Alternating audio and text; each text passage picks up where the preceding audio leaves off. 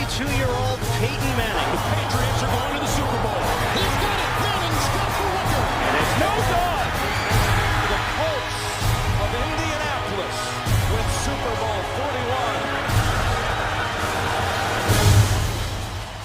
As we welcome you back to Indianapolis, it's a bright sunny day outside, but the weather is cool and the roof is closed here at Lucas Oil Stadium. And along the sideline, you could build a pretty good team among the walk-it wounded. That's Gary Brackett, middle linebacker, not playing today. Neither is wide receiver Anthony Gonzalez as the Colts continue to tend to their walking wounded. Joseph Adai, the starting running back, will not see action today.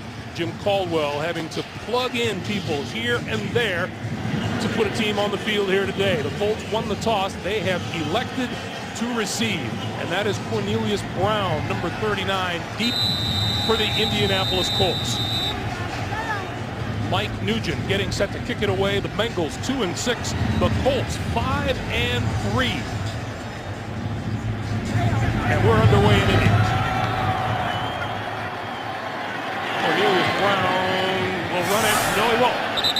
He'll bring it to a halt about a yard shy of stepping out of the end zone, and so the Colts will get started first down at their own 20-yard line. Peyton Manning, in his 13th season, making his 201st consecutive start, 16 touchdowns, 4 interceptions, and he is 6-0 in his career against these Cincinnati Bengals.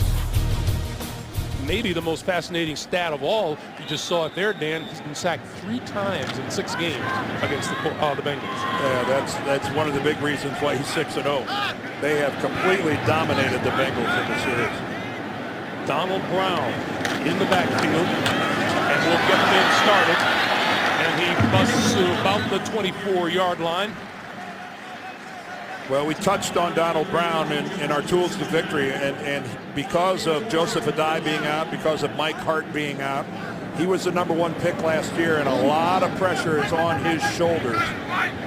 Again, with all the inexperience at the receiver position, if they could grind some first downs out running, what a big plus. He picked up 4 in 2nd and 6. And Brown again.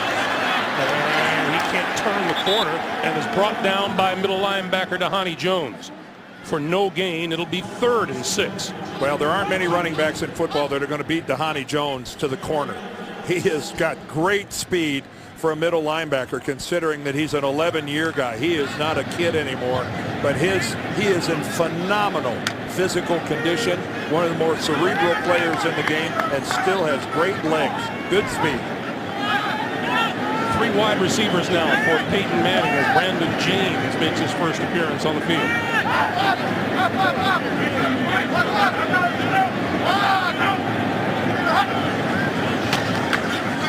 And with plenty of time right over the middle, and that's complete.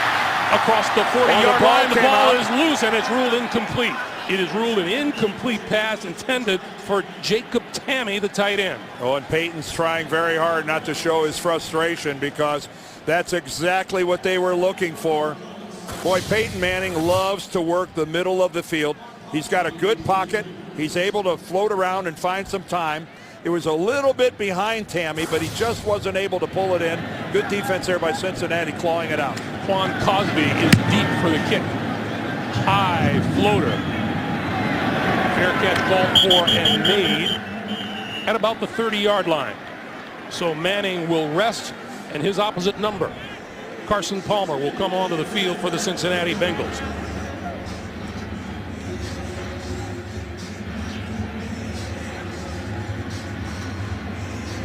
Peyton automatically reassessing what he's got to do in the next series of downs. And here comes Carson Palmer, nursing that sore right shoulder, as we mentioned at the start of our telecast, still with 14 touchdown passes on the season to go along with 8 interceptions. And Carson didn't want to come out with the rest of his teammates. He wanted to make an entrance.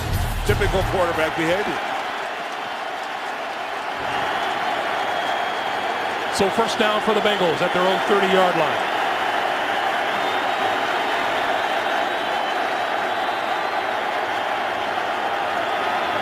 This is Cedric Benson.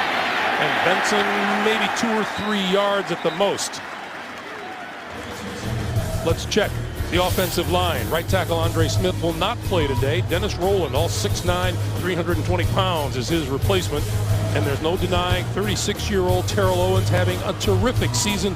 55 catches, almost 800 yards, and 7 touchdowns. I think it's the passion that he's playing this game with. It was really on display Monday night. That has really impressed his new Bengal teammates.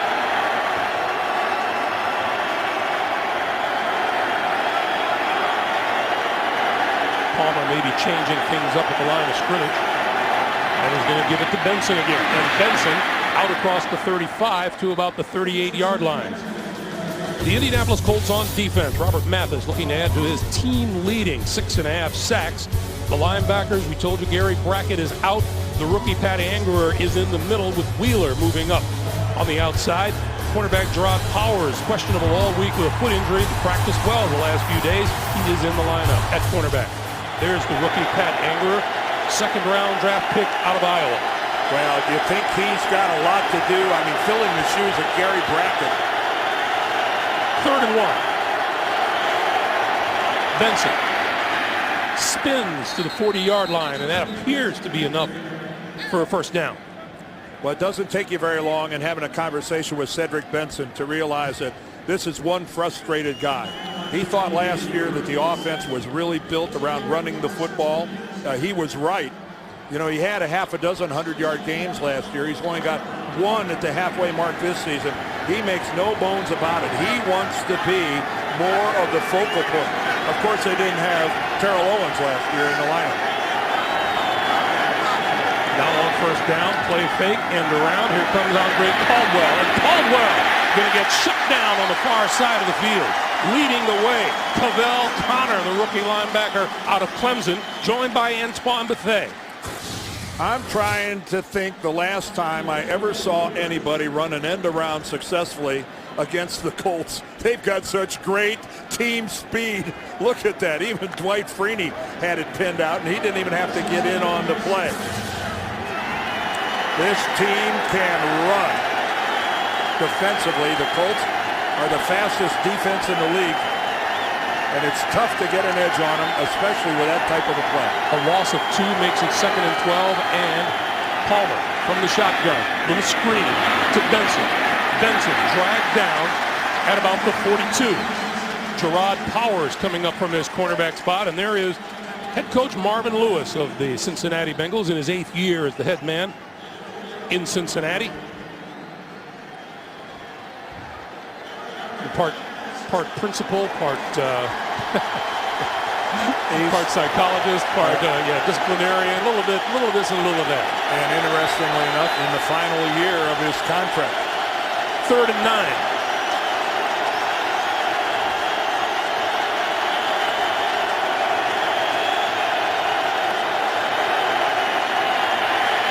Palmer with time outside and a little behind his intended receiver, Chad Ochocinco. You saw him expressing his displeasure on Monday night, and he wasn't real pleased with that one either. Well, it's because Terrell Owens is the guy that's being targeted most of the time. It's a good tight spiral from Palmer, but it's obviously way behind, and just a simple out pattern. There's no doubt that Ochocinco was open. I have to assume that was just a missed throw by Palmer. Brandon James is deep for the kick from Hubert. James does not call for the fair catch and is fortunate to pull it in and down at the 8-yard line by Rico Murray. Peyton Manning and the Colt offense back to work here in Indy after this.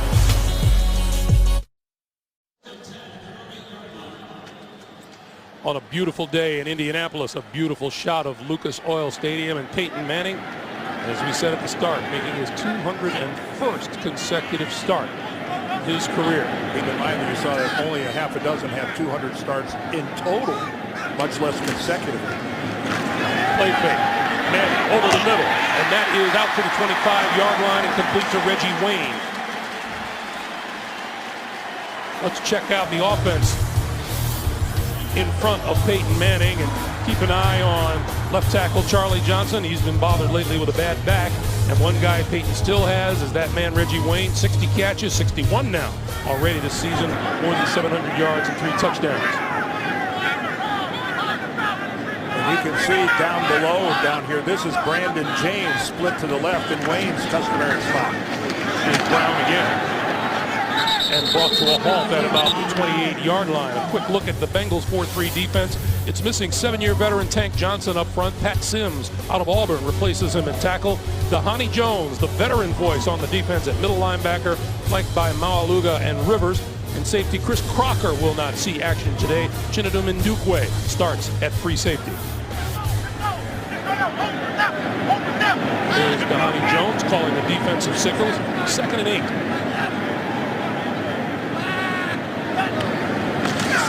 Short drop for Manning, and then the quick pass outside, incomplete. Wayne was the nearest receiver, and Leon Hall was covering as Manning hit the deck. Yeah, Peyton all the way trying to find Reggie Wayne, this time to his right side. And you can see at the very end, he goes down from Sims. And that's one of the things they're going to do. They're going to move Reggie Wayne around. You know, he's customarily split to the left. They're going to try to get him some freedom, not make it so easy just to double him down and take him out of it. 3rd and 8. Again, now Reggie Wayne's in the slot on the left side.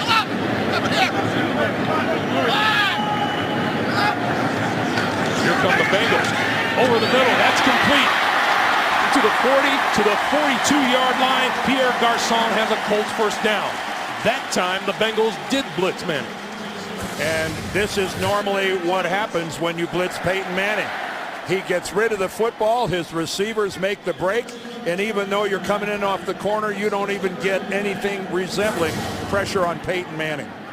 There's not a quarterback in football more difficult to blitz effectively than Peyton Manning. From the 42, deeper drop this time for Manning, steps up over the middle. Tanny inside the 40 to the 38, and another Colt first down. Well, you can't replace Dallas Clark. It just can't be done. But Jacob Tamme is trying his darndest to get it done. And again, this guy has just played really outstanding football since Clark went down a couple weeks ago. And that hit he took down low, I think that hurt. He's been the best tight end in football the last couple of weeks. 7.5 to play in the first quarter.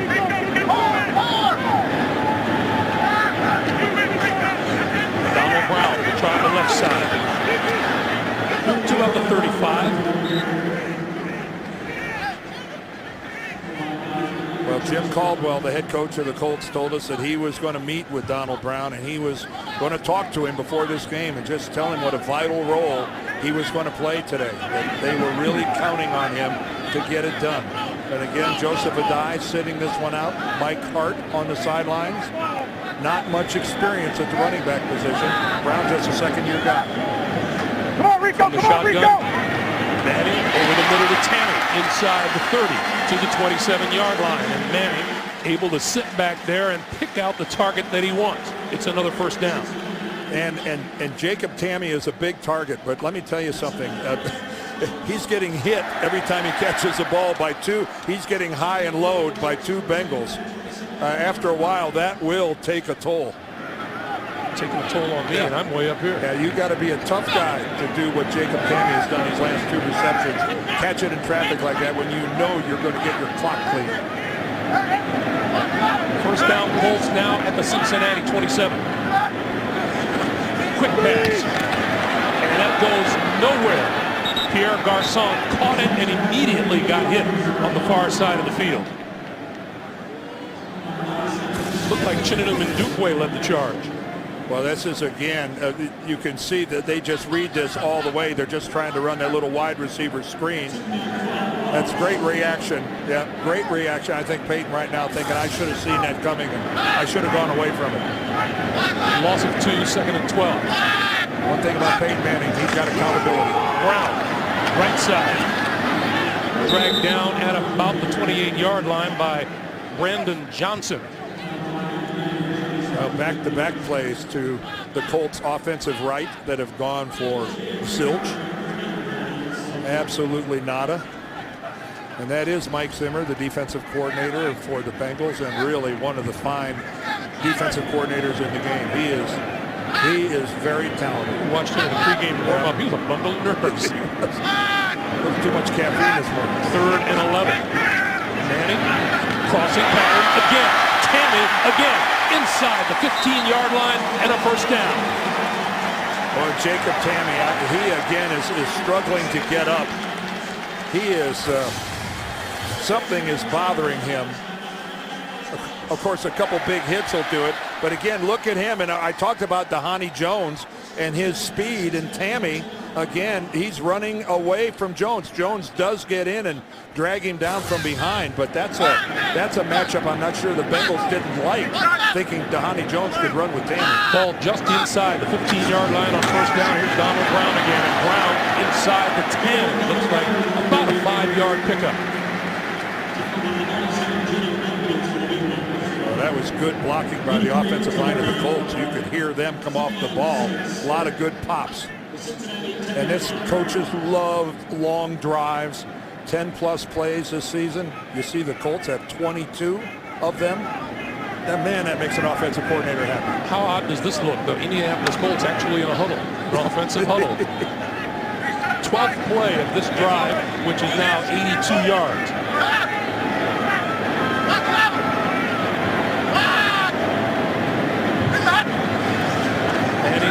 Takes the run, has time, goes to the back of the end zone, and overthrows Tammy at the end. Well, he just threw that away. Jacob Tammy was double covered. There was nothing underneath, and that's Manning's version of just throwing it up in the stands.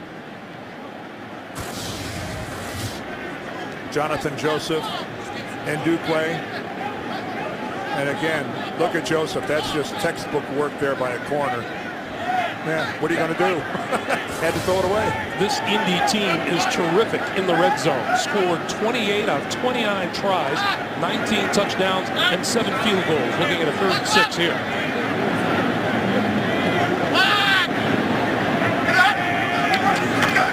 And quick pass to the 5 and dropped there by Tammy.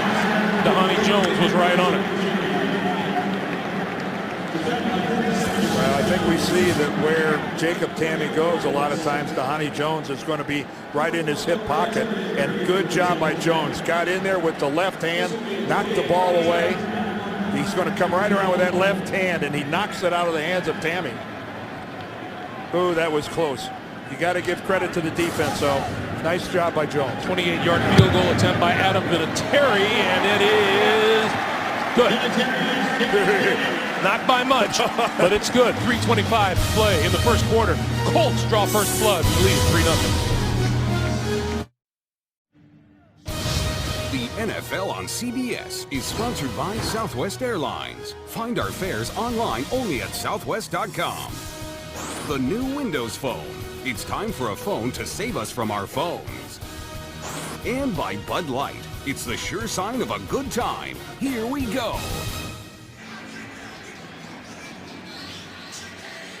A look at Indianapolis on a beautiful day here in the state of Indiana. And there's the scoring drive. On that drive, Peyton Manning, 6 out of 9 for 72 yards and 4 completions of 10 or more yards. That's Bernard Scott in his own end zone awaiting the kick. And from 2 yards deep, he'll run it out. 15.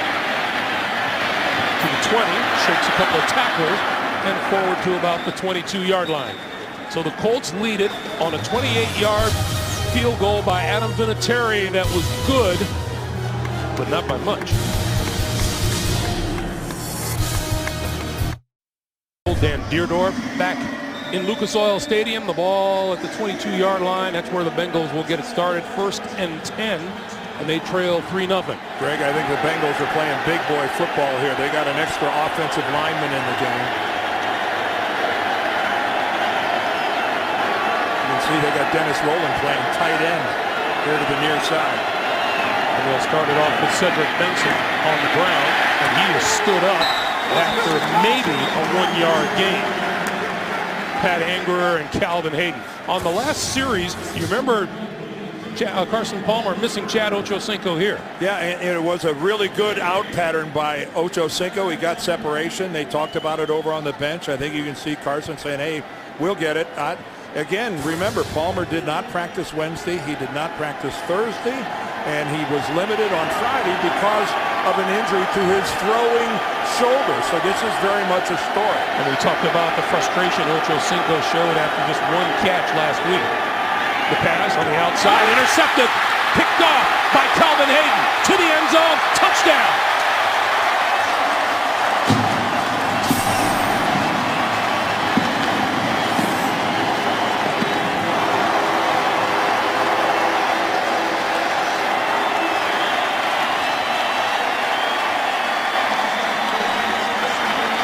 Heels are just talking about Carson Palmer not getting his week's practice under his belt.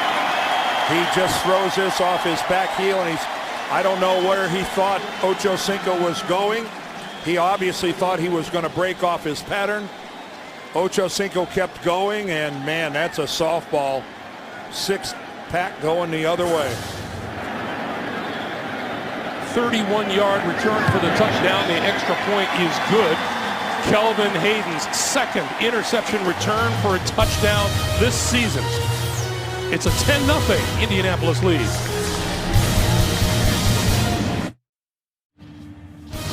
The NFL on CBS is sponsored by Chevrolet. Every model is backed by a 100,000-mile, 5-year powertrain limited warranty. And by Sprint, the Now Network.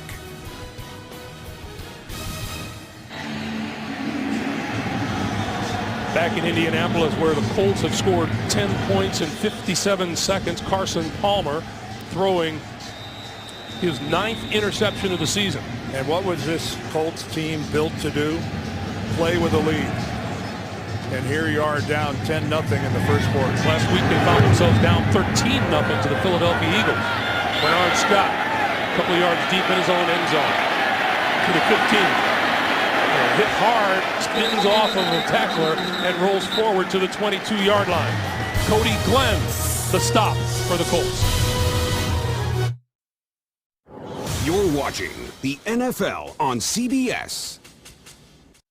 CBSSports.com experts are providing the award-winning advice you need to finish strong in your fantasy football league. It's all at fantasynews.cbssports.com. 2:22 to play here in the first quarter. Colts have jumped to a 10-0 lead, trying to extend the Bengals' losing streak to 6 in a row. Benson lost the ball. Picked up by the Colts at the 25-yard line.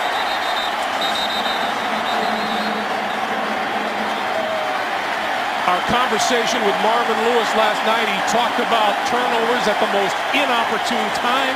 He's been bitten twice already here in the first quarter. It's a fumble recovered by the defense. First down. Well, it's hard to envision a much worse beginning. Benson tries to cut back, and you can see Philip Wheeler, number 50, comes in there. Then in comes Connor, and you can see the ball just bounces right to Antonio Johnson. And this, I guess they could have allowed the opening kickoff to be run back for a touchdown, but short of that, what a horrible start for the Bengals. Javaris James is in the backfield behind Peyton Manning, first cousin to longtime Colt running back Edgerrin James. Play fake, Manning, throw, corner, incomplete. Well, you don't see that every day. Reggie Wayne, the intended receiver. That ball hit Reggie Wayne in the head. Yeah, but was it on target, Dan? You could hear that in the upper deck bounce off of Reggie Wayne's shoulder pad or helmet. Check this out. Reggie Wayne's going to run a quarter pattern right here. There he goes to the outside. Oh, it gets deflected. That's how it hits him in the head. Murray hits it. Rico Murray deflects the ball, and Reggie's not able to adapt it. It gets a big doink out of it. 2nd and 10. Manning throws, and that's complete. At about the 20-yard line is Gian Robinson. As we are under the 2-minute mark now for the first quarter. Cedric Benson, 3rd fumble lost this season, and boy, among the inopportune turnovers that Marvin Lewis pointed out were a couple by 32. And you see in that graphic how good he was with his ball security in the years prior. throws outside, and that's Tammy reaching for the first down marker and appears to have it at the 15-yard line. Yeah, what a precise route and throw. Jacob Tammy on the receiving end of Peyton Manning. That was just the perfect depth for that pattern, and Manning puts the ball right on his hands, leads him in full stride, where he's able to dig for the first down.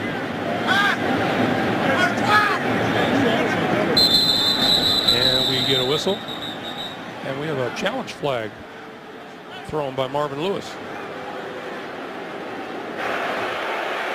Cincinnati is challenging the ruling on the field that the runner made the line of gain for a first down. So Walt Anderson will have his first review of the day.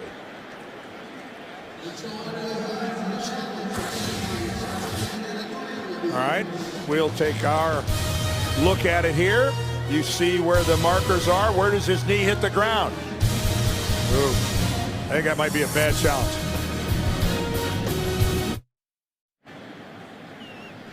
We're still awaiting Walt Anderson's decision on this replay, but from our views, Dan, it looked like a pretty good spot. It looked like a pretty good spot. Again, let's check it out.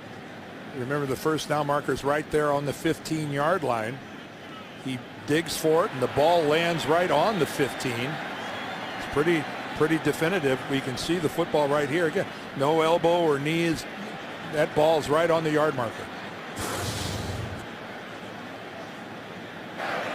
After reviewing the play, the ruling on the field is confirmed. It is a first down. Cincinnati is charged with its first timeout. So Marvin Lewis loses a timeout in the process. You know, it was just clear as day when we were talking to him last night, Dan. He talked about how they haven't created or made any breaks for themselves, and in fact, it's been the turnovers that have come at bad times and just killed them. How's that for a bad 88-second run? An interception, run back for a touchdown, a fumble lost, and now you lose a timeout with a bad challenge. Manning back to work in the red zone. Javaris James in the background behind him. Quick pass. Garcon to maybe the 11. Clock continues to move as we come up on 50 seconds to play in the first quarter. And again, Carson Palmer, I want to correct myself. I talked on that interception about Chad Ochocinco was running up the field and didn't break off his back. Actually, it was Terrell Owens was the receiver to that side where there was some confusion between Palmer and the wide receiver. So it was Owens, not Ochocinco. On 2nd and 6, this is James. And James cutting back nicely inside the 5, and it appears he has enough for first and goal. And some pretty effective running by the Colts. Their offensive line getting some pretty good pop coming off the ball. And as time winds down here in the first quarter, the teams will exchange ends of the field. We've played one here at Lucas Oil Stadium with the score. The Colts 10, the Cincinnati Bengals nothing. We're coming back to Indy right after this. You're watching the NFL on CBS.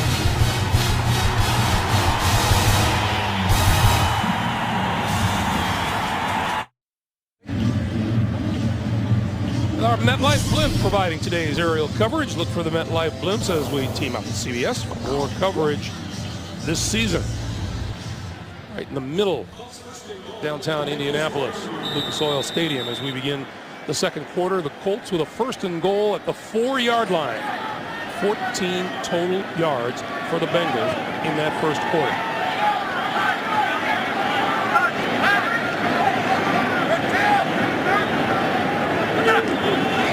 This is Javaris James, right side, tripped up and leaps forward to maybe the 3. Chinedum Ndukwe undercutting the running back. Well, it just seems to be some poetry involved here watching a James run the football in Indianapolis. Javaris James, the first cousin to Edgerrin James, who of course had so many spectacular seasons here in Indianapolis. Now on 2nd and goal from 3, James again. Pulling his way to the goal line and appears to come up just short. No call yet from the officials, and now It's ruled a touchdown. Well, give James a lot of credit for second effort there. Take a look at that. He is met at about the 2 or 1.5 yard line by a couple different Bengals, and he's able to take them on into the end zone. Let's see where he's first hit. Right there. Look at that. He is stopped at the 2, and he still drives forward. And a good look there. And look at the ball. Looking at the ball cross the plane. Great leg drive by Javaris James. How about Javaris James making the most of his chance to play? That's his 3rd rushing touchdown of the season. He came in with 7 carries for 16 yards. Yeah, his touchdown to carry ratio is pretty darn good. Vinatieri's extra point is good. 14-19 to play. The mistake-prone Cincinnati Bengals paying for it at the other end of the field. It's 17-0 Indy. Hey, the new NFL.com mobile apps are here. No matter where you are, you can stay in the game all season long. Go to NFL.com/mobile to learn more. There is Javaris James, 3rd rushing touchdown in 10 attempts. Not bad. Reggie Nelson, a yard deep in the end zone for the Bengals. Breaks it to the outside, and a fine return by Nelson, and penalty markers fly. Well, they're probably going to get a hit out of bounds.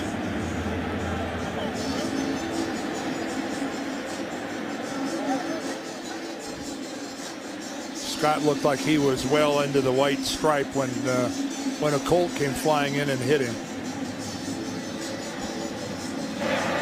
There is no foul for offensive holding during the return. It's first down. Well, no foul in anything. So it's a pretty good return, and meanwhile the Bengals have just been killing themselves. Yeah, well, we're looking at Bernard Scott, who fumbled the opening kickoff last week in their game. Then Huber had this punt block, so Pittsburgh climbs all over Cincinnati early, and now we got a pick 6 right here as Carson Palmer throws a softball, and then Cedric Benson comes right back on the next series. He fumbles it away, and they are in a massive hole with 3 quarters yet to play. Carson Palmer down the middle.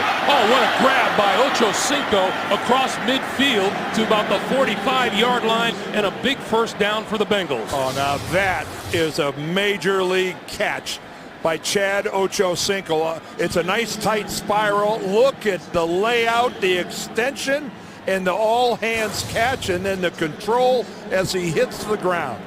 Oh, that's highlight film material there, Chad. 19-yard pickup. First down at the 45.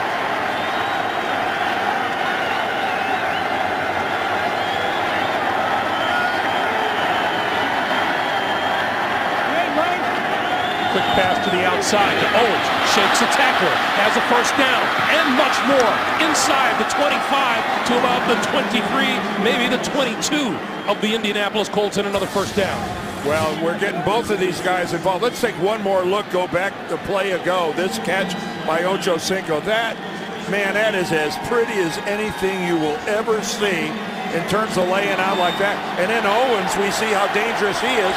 As Kelvin Hayden, he can't make the tackle. Terrell Owens is a man after he gets that ball in his hands and takes off upfield. First down, Bengals now at the Colt 22. Palmer to throw. Complete. And that's to number 85, Ochocinco. Is that redundant? Yeah, a bit. All of a sudden, you think the Bengals are playing with a little urgency? This doesn't look anything like the offensive team that we saw play in the first quarter. All of a sudden, zip, zip, zip. Great passing. You know, the hurry-up offense has happened to the Bengals of necessity the last several weeks. Well, and, in years past, they've run it very effectively. At one time, I thought it was going to become the major part of their offense, much like the Colts. 2nd and 3 at the 15. Benson plows his way to the 12. And that'll be very close to, if not, a Cincinnati first down. Well, hopefully for Marvin Lewis, that catch by Ochocinco will get his head screwed on straight to where he's in the game. And, Marvin told us he had his tail between his legs this week. He knew that everybody saw his antics in the game Monday night, and he wasn't very proud of that. Well, he ought to be proud of that catch he made earlier this drive. First down, Bengals. Benson tripped up as he hit the line by Aaron Francisco, coming up from his safety spot. Yeah, well, Francisco filling in for Melvin Bullitt, who was filling in for Bob Sanders. And again, that's the kind of run support and the way to finish off a tackle you want from your safeties. Knife in off the edge, but put a good shoulder. Don't wave at him. Don't try to grab something as they go by. Put a shoulder into the thigh and take him down. 1 yard loss on the play, 2nd and 11.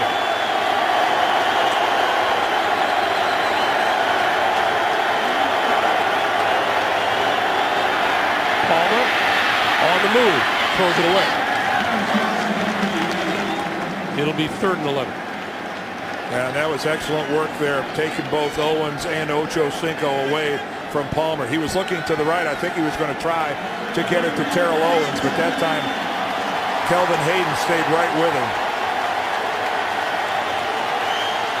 Terrell Owens has been just way more than the Bengals could have hoped for when they signed him as a free agent after Buffalo didn't want him back.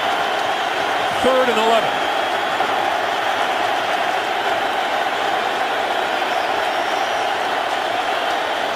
Owens to the top of the screen. Palmer throws. That's complete to the 10. Inside the 9, Brian Leonard. And that will bring the field goal unit on for the Bengals. Well, the problem with running Owens and Ocho Cinco deep is when you're in the red zone, they can only take the defense so far. And there's a limit to how much can open up underneath. And that was a good job that time. Tywan Hagler was the first Colt that came up and made the initial hit.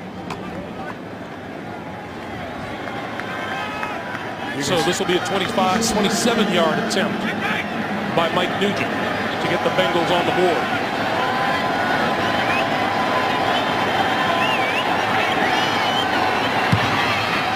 And it is good. The big boost on this drive, Chad Ochocinco pulling in the pass from Carson Palmer. It ends in 3 points for the Bengals, 17-3, Indianapolis. NFL on CBS is sponsored by FedEx. We understand you need a winning game plan. FedEx. Wells Fargo Advisors. And by Acura, the most innovative thinking you'll find in an Acura. Nice view of the state capitol building here in Indianapolis from on high on a bright and sunny day. And Carson Palmer got a little offense going. Cedric Benson looking to get a little more involved than he has been. Cornelius Brown is deep. And Brown will return this one from the 4. To the 20 and across the 25 and out of bounds at about the 26, maybe the 27-yard line. A reminder, tonight on CBS, the kingpin of Lucky Strike Bowling goes undercover. You can't miss an all-new Undercover Boss tonight, only CBS. We talked about how there have been so many things that have happened to this Indianapolis Colts team. This has got to be a real luxury for Coach Caldwell to be on top early. Yeah, no kidding. And again, it's just Cincinnati handed it to them. Peyton Manning with time. Down the middle for Garcon, incomplete. Triple team down the middle. We go to James Brown in New York. JB. Hey, Greg and Dan, trailing 10-3. New York answers a Cleveland drive when Mark Sanchez hooks up with Jericho Cotchery. It winds up being a 25-yard pass play, capping a 9-play, 76-yard drive. All knotted at 10. Back to Greg and Dan. See a little bit of that scrambling ability that Mark Sanchez shows and brings to the table. Manning over the middle. Got his man, Jacob Tammy, across the 35 to the 36-yard line. We were talking about how Marvin Lewis is a little disciplinarian, a little bit of a psychologist, a little bit of school principal. Well, we caught him on the sidelines here trying to work with Cedric Benson, saying, look, this game is far from over. You know, it's just he coaching him up there, but saying, hey, keep your head in this game. I know you're down, you don't like to fumble, but we need you.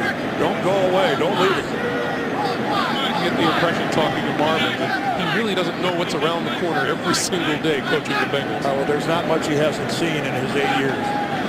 On 3rd and 1, quick pass, Garcon, first down across the 45 to about the 47-yard line is where his forward progress will be marked. And James Brown working hard in New York. JB. Greg and Dan, Bears take the lead on a 3rd and 14 as Jay Cutler drills this one over the middle to tight end Greg Olsen with 4 defenders around him. 17-yard strike, capping a 10-play, 71-yard drive. Bears on top by 4. Greg and Dan.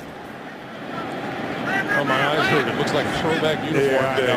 When Jay Cutler lets it go, it leaves a vapor trail. What a cannon for an arm. Whistle blows on first down, and we'll get a false start. Before the snap, false start, number 66, offense, 5-yard penalty, still first down. That's left guard Kyle Devan. As you take a look at the Colts and how they have fared in the first half. Well, they'd be undefeated if it ended at halftime. You take a look at that's doubling up on your opponents. That's very, very good. So back to Colts up 5 yards. It'll be 1st and 15 from the 41. Donald Brown, left side. Gets back the yardage from the penalty and maybe an extra one. Well, a nice finish there by Donald Brown. A couple times now we've seen Colts running backs, after contact, keep that leg drive going and move the defender for Cincinnati another couple yards. I think he gets to Honey Jones and takes him for a little ride right here.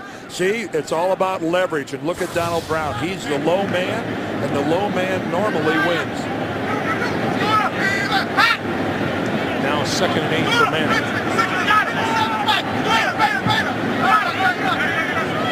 Manning calling the signals on one side to Honey Jones on the other. Manning pulls it down and going to run with it and goes down at about the 47-yard line. Talk about your busted plays. Running with it is a very loose term when it comes to Peyton Manning taking off with the football. I think that was more of a surrender than it was a run.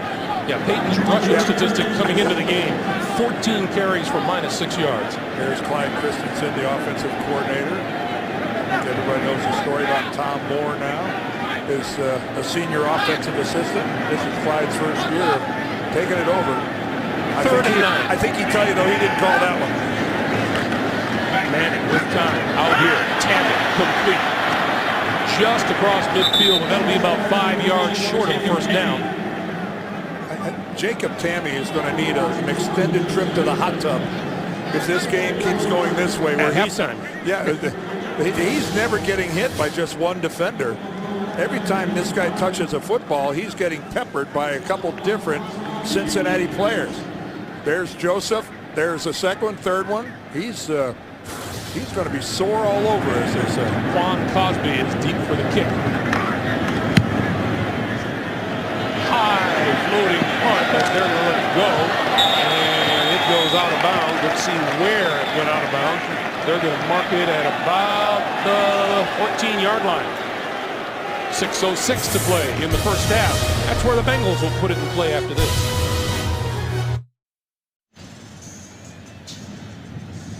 Welcome back to Indianapolis, and there, also in the downtown area, is Victory Field, the home of the Indianapolis Indians. Such notables have played here in Indy as Randy Johnson, Ken Griffey, George Foster, Davey Concepcion. Some minor, unimportant baseball names. No kidding. You get a little contact up front.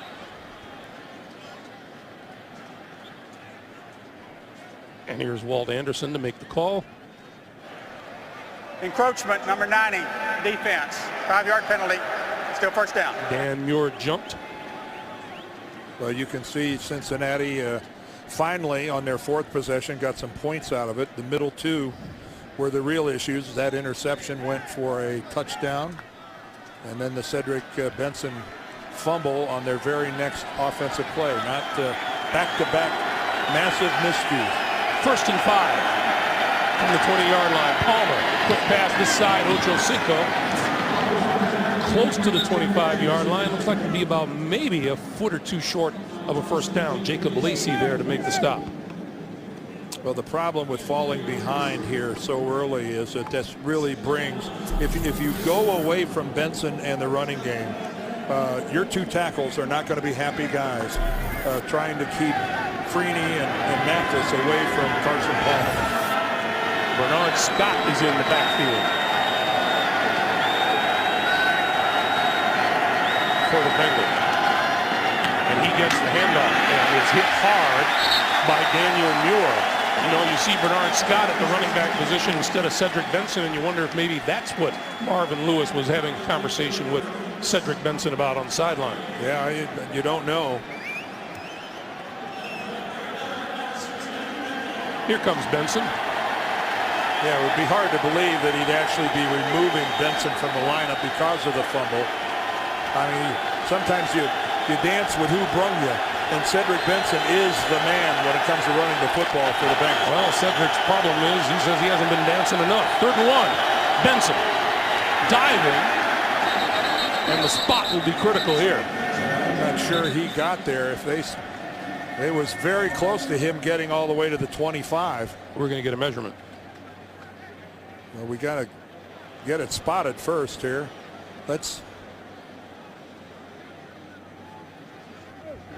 You can see the change. No, he's going to be short. Yep.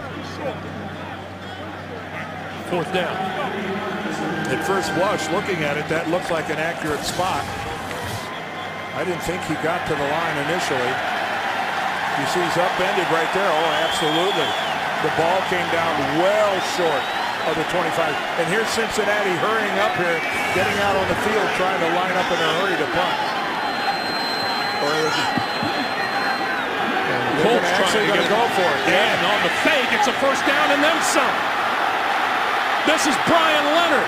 Leonard, 40, 35. Huge gain on the 4th down play. Boy, and if ever the Colts are kicking themselves for not taking a timeout because they got caught short-handed, they got caught staring. It looks like a punt formation, except there's no punter. The farthest guy back is Leonard, and he takes a shotgun snap, kind of like a wildcat look, and away he goes. Nicely blocked up front. 42-yard gain. First down, Bengals, just inside the 35-yard line of the Colts. Palmer on the move, throwing deep, end zone. Oh, what a catch by Chad Ochocinco.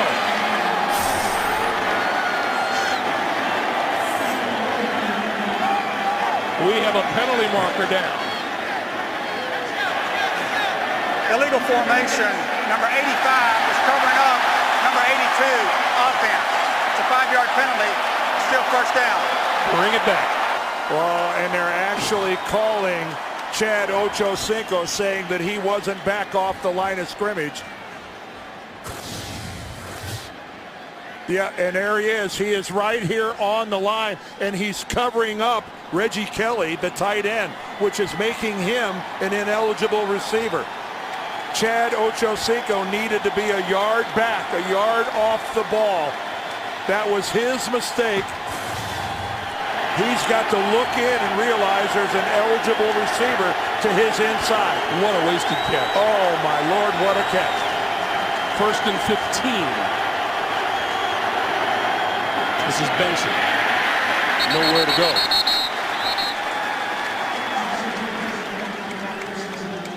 Go back and look at that again. Oh, well, it is worth looking at again. And it's just a shame that this is negated. What a beautiful out and up, but yet Kelvin Hayden has got pretty good coverage on it. But look at the timing as Ochocinco times it perfectly. When to elevate for the ball. He catches it at its highest point. And man, how long did he stay off the ground? But Marvin saw that penalty flag. He saw it thrown way before the catch. 2nd and 16. Palmer, deep drive. Running out of time and then throws far side to Benson. Benson hits somebody head on. and is down at about the 32.5-yard line. Well, he's tackled by Philip Wheeler, but the guy with the contact was Kelvin Hayden, who came flying back out of there. Check this out. Listen in.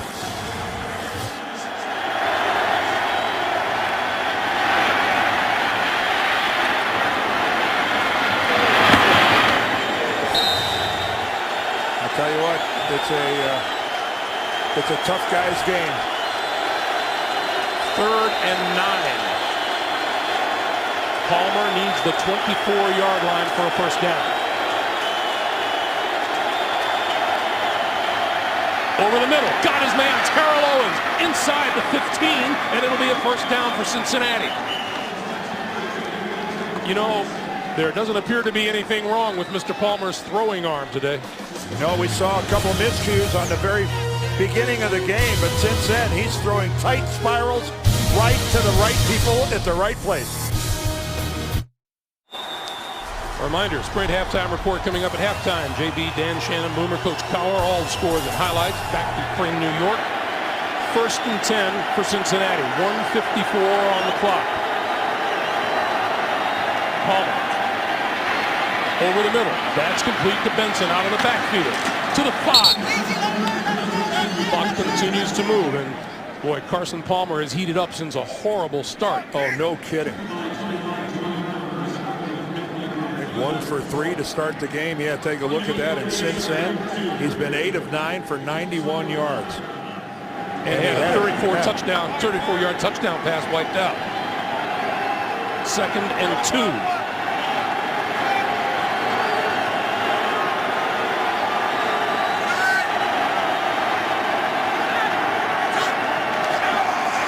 Play fake. Palmer throws, end zone, caught. Touchdown! Chad Ochocinco with another dandy. Well, we saw his hands going across the middle and his ability to stretch. Now he's going to give us an illustration of his hands and the use of his feet, getting both of them in bounds to make this a legitimate catch. Look at him work the sidelines. Boy, that is just spectacular. Look at this ballet on the sidelines. Both feet are down. He's got possession of the ball, holds on to it tightly after he hits the ground out of bounds. Third touchdown catch of the year. The extra point is good, and the Bengals get just what they need with 1:06 to play in the first half. They're back in this game at 17-10 Colts. The NFL on CBS is sponsored by Best Buy. Get the best tech gifts this holiday from Best Buy. And by Allstate. Dollar for dollar, nobody protects you like Allstate. Back in Indianapolis, and if these Bengals are feeling pretty good about themselves, there's a reason why. They have completely turned things upside down from a horrendous first quarter that saw the Colts score 14 points off of 2 turnovers. Despite all that, Cincinnati is just trailing by just a touchdown. No, they've clawed their way back into this thing now. Can they finish off the first half by playing some good defense? Because 1:06 with 3 timeouts is plenty of time for Peyton Manning to get them into, at the very least, field goal range. Cornelius Brown is deep. 5 yards deep in the end zone. Here comes Brown. And Brown at the 15 is not going to make it back to the 20-yard line. He's down to 17. Let's go back to that touchdown again. Well, we marveled at Chad Ochocinco's body control. We failed to give Carson Palmer credit for this really beautiful throw where he places it, where only Chad can make the catch. But that is just, if you were making a training tape of how to draw up and show a wide receiver controlling his feet, his body, and everything. And yes, Marvin Lewis is awfully pleased with the way Chad Ochocinco responded from that disappointment of a week ago. Peyton Manning now, all 3 of his timeouts remaining. That's complete. And that's Brandon James with his first NFL reception. And Peyton told us that they'd like to get him a lot of the short passes. He said kind of turn him into like punt returns because he's so explosive in the open field. Manning to the outside this time and overthrows Brandon James. That'll stop the clock with 40 seconds to play. Peyton tends to be fairly efficient with time running out. Well, he's not uncomfortable in this situation. If anything, he probably relishes the opportunity to prove it one more time that I'm okay, that I'm not bad. From his own 29, second and 10. Under pressure, got rid of it, and it is incomplete. Threw it over the middle, intended for Brown. Dhani Jones was there to break it up. Well, Peyton was getting hit as he was in the midst of throwing that. Watch the pressure come in. You got a hand on his arm. I mean, how's that? Dunlop, he's got, Carlos Dunlop's got a hand on his arm, and still Peyton was able to get rid of it. Third and 10.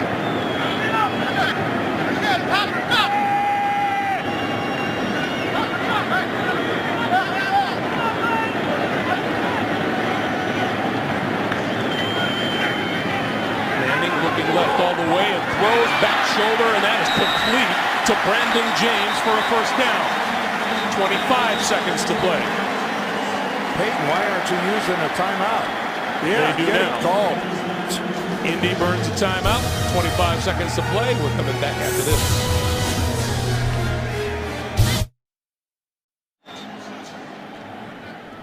Well, Peyton Manning did call the timeout. Yeah. Word didn't get to the timekeeper in time. They just put 5 seconds back on the clock, so there's half a minute to play here in the first half as Adam Vinatieri gets loose on the sideline, hoping for a field goal attempt. Manning over the middle, incomplete. Brandon James, the intended receiver there, in and out of his arms, hit by Rico Murray. Keep in mind, Brandon James was on the practice squad and just got brought up, and there's no long-term indoctrination around here. As they call it the next man up here in Indianapolis. When it's your turn, you got to get out there and play.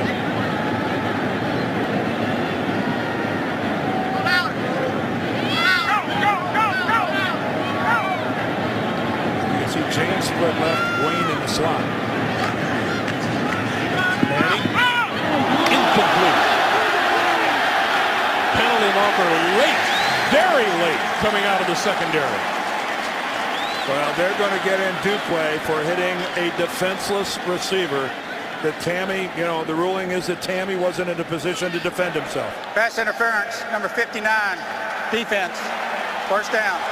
Well, they're not getting him for the late hit. They're calling Brandon Johnson. They're calling interference. That advances the ball to the 35-yard line. There is. Wow, that didn't, from that clip we saw right there, unless it happened prior to that, that didn't look like interference. Manning throws the other side, and that's in and out of the arms of Brandon James. 20 seconds to play. Well, that's James just losing concentration right there. We wanted to talk to Dhani Jones about how do you approach a game against Peyton Manning. He says no matter what he does, you still have to concentrate on doing what you do. And he said you can't let him turn you into something you're not, which is passive. Watching him, trying to play the game and counter what he's doing. And I'm sure it's easier said than done. I'm sure it is too. But I think you can become a spectator instead of really going after it. On second and 10, Manning over the middle, got his man, and that is number 87, Reggie Wayne. 14 seconds and a timeout is called.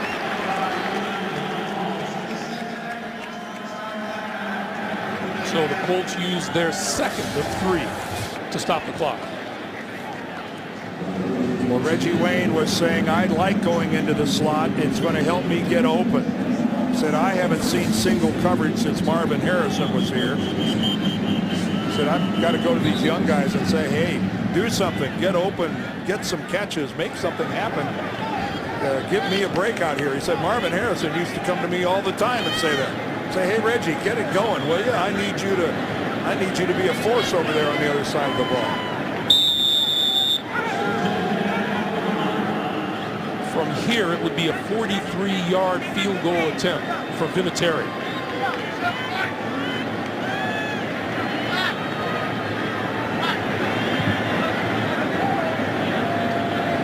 From the 25, Manning throwing. It is incomplete. Brandon James, the receiver. And again, that's such a timing pattern right there. And we would be expecting miracles to think that Brandon James, just having arrived, coming off the practice squad, that's him, number 12. He's not even looking for the football.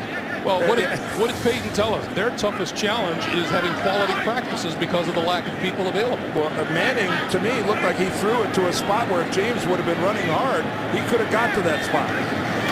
On 2nd and 10, Manning going to go down. Well, that's not what you wanted facing a field goal.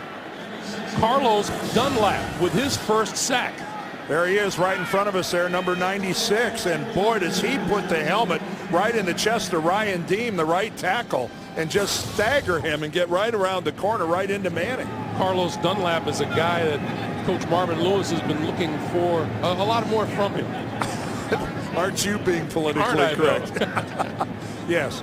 He said Mr. Dunlap needs to exhibit a little more effort. Second round draft pick out of Florida. Both in practice and during game. That was effort there. So this is 47 yards out for Vinatieri. On its way, straight enough, long enough, and the Colts get 3 before halftime.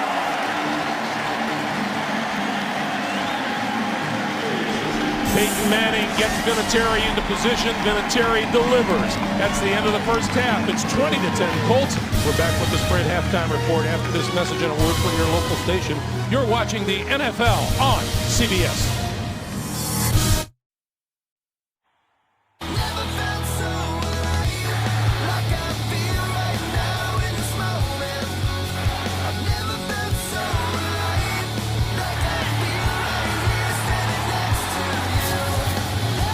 Welcome back to Indianapolis. 49 degrees on the outside, considerably more comfortable on the inside with the roof closed here at Lucas Oil Stadium. Colts leading Cincinnati 20-10. And now a look at the points of protection presented by Allstate at the beginning of the telecast today. Dan said the Bengals have to protect the quarterback. They have done that. Peyton Manning's been sacked twice. Protect the ball for Cincinnati. 2 turnovers have led to 14 Colt points, and Chad Ochocinco has been outstanding. 4 catches, 35 yards, and a touchdown. As we welcome you back, everyone, Greg Gumbel along with Dan Deerdorf. It has been a first half that I would think that, considering the mistakes they made in the first half, the Bengals feel pretty good about. Well, they're back in the game. When it looked initially like this was just going to be a rout that they were going to get run out of the building, and especially getting the possession to start the third quarter, yes, they are very much in this game. But again, you can't spot good football teams these kind of points. Kelvin Hayden gets an interception, then he runs in for a touchdown, then Cedric Benson fumbles. That leads to an Indianapolis touchdown. Now, we've seen some highlight plays by the Bengals, particularly Chad Ochocinco. But again, you can't spot good teams 14 points, especially on the road. But you know what? It's kind of a microcosm of the Bengals season. 10-6 a year ago, 2-6 coming into this game, Greg, because they have done it to themselves. And worth pointing out that these Cincinnati Bengals don't consider themselves out of anything at this point in this NFL year of parity. They don't consider themselves out of any race whatsoever. No, nor should they. But you're also, though, looking at being 2-6, which means what do you got to do in your remaining 8 games? I'll tell you one of the things you can't do. You can't spot the Indianapolis Colts 14 points. Bernard Scott from his goal line on the second half kickoff. He's going to get a decent return out of this. 30, 35, and out to about the 38-yard line. Good field position for the Cincinnati offense as we look at some halftime numbers, Dan. Well, and again, they were so skewed in the first quarter, which was all Colts, and the Bengals really did a nice job of coming back. Look at that, 140 total yards in the second quarter. But again, it is now to the point where can they make something happen, not on every single possession, but they're not in a position to have many 3-and-outs and give the Colts good field position. And you see there, 57 points allowed in the third quarter by the Colts.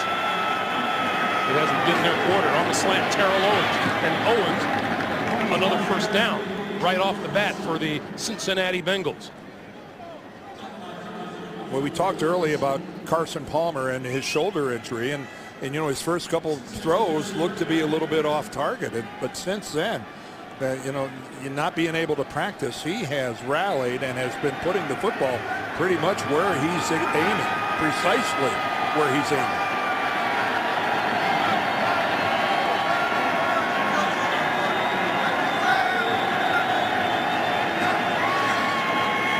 This is Scott. And Scott eludes a couple of tacklers into Indianapolis territory to the 45-yard line. Bernard Scott in his second season out of Abilene Christian. Well, he's got talent, and he's got some breakaway skills that that Marvin Lewis and the Bengal coaching staff really like. But again, you know, we talk about the mistakes. He fumbles the opening kickoff of the game last Monday night against Pittsburgh. And again, those little things are just, they're just big mistakes that really kind of take away from all the other good things that you might accomplish. On 2nd and 3.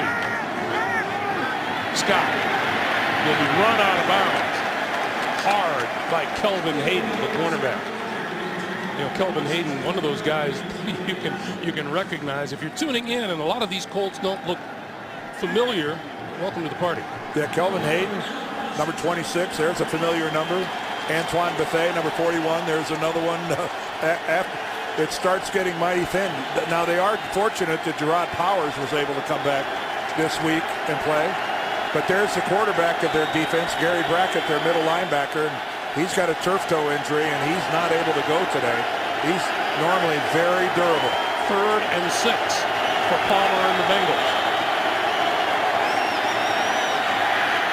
That one is complete to Leonard out of the backfield, but he's going to be short of a first down by about a yard. Well, that was good gang tackling by the Colts. And the punting unit comes onto the field for Marvin Lewis.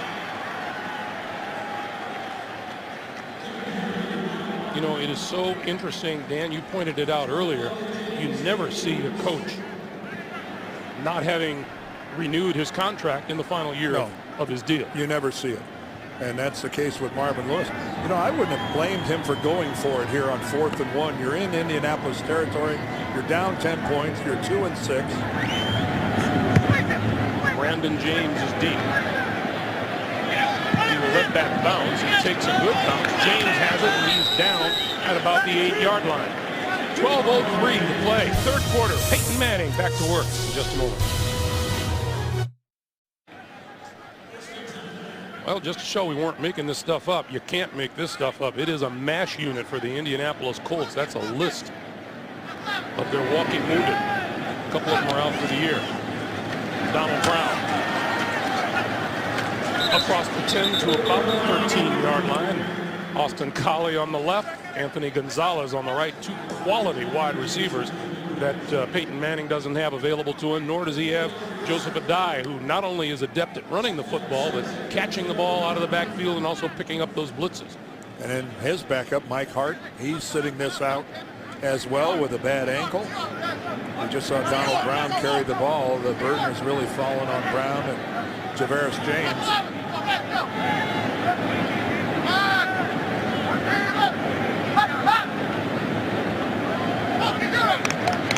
The workhorse in the first half for Peyton Manning has been Jacob Tannen. Brown again. Brown going nowhere. Carlos Dunlap once again, the 2nd-round draft pick out of Florida. And he, again, the Bengals have been waiting for this guy to figure out what it really means to be a professional football player. They run a little tackle end game there where he loops back to the inside, and he ends up getting inside unblocked and runs right into the ball carrier. So now the Bengals looking for a stand here at 3rd and 8. Colts need the 19-yard line for a first down. Bengals showing pressure. Pass out to the near side. Brandon James nowhere to go. He is buried at the 12-yard line. That defensive stand happens. Dhani Jones and Reggie Nelson converging for the stop. Now Mike Zimmer's got to be happy with that one.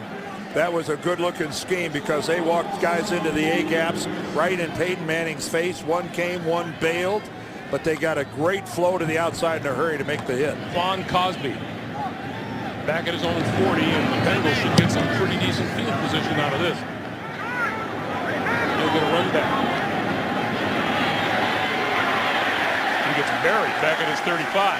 Forward progress will be moved up to the 38-yard line. 9:54 to play in the 3rd. That is where Carson Palmer And the offense go back to work after this.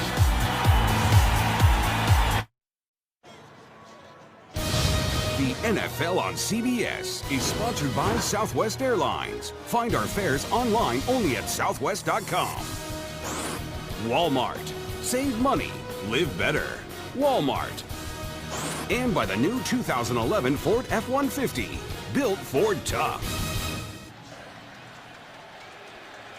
Back in Indianapolis, the Cincinnati Bengals down 10 with the ball at their own 38-yard line. Cedric Benson, the lone back behind Carson Palmer. And Palmer to throw. Boy, he has been on target since the start of this game. That's Terrell Owens pulling it down right at the first down marker. And we want to thank the MetLife Blimp for providing aerial coverage of all the drama below. For the MetLife Blimp Snoopy 1 and 2 when they pass through a town. Would it be through a town, Dan, or over a town? Technically, I think it does both, because I think a town has airspace that extends up above it. So it would. This is one vibrant, happening city here in Indianapolis, in the heartland of America. Always something going on in downtown Indy. First down, Bengals. Benson to midfield. Dwight Freeney makes the stop. First time we've called his name today. Well, he and Mathis certainly haven't been able to get to Carson Palmer. This is just him flowing down the line. He's totally unblocked, and Benson really has no cutback options, and Dwight flows down. And Dan Muir is flat on his back for the Indianapolis Colts. That stops the clock with 8:58 to play. We'll check him and be right back. Happy to say Daniel Muir popped up off of the turf and walked off the field under his own power. We're watching him down there going, that kid is really hurting. 3 seconds later, he jumps up, goes off, and I think he's going to come back in the next play. Palmer to throw on 2nd and 8. He's got another completion out to the side, and that's to the tight end, Reggie Kelly.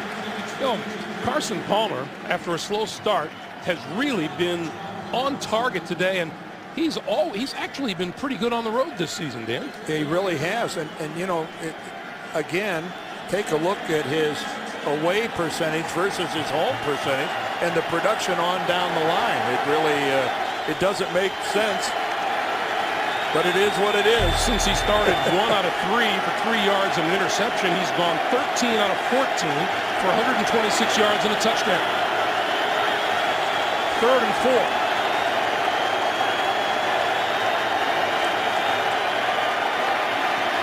Palmer throws over the middle, and that is complete and very close to another first down to Jordan Shipley, the rookie out of Texas. Well, you can see Carson Palmer, he's going to have to step up a little bit to get inside Freeney. Right there, Dwight Freeney collapses the pocket a little bit on the left side. That's Andrew Whitworth, number 77, working against Freeney, and he stays with him. Now, Dwight made Palmer move, but there was no push up the middle, so he was able to reset and deliver the ball.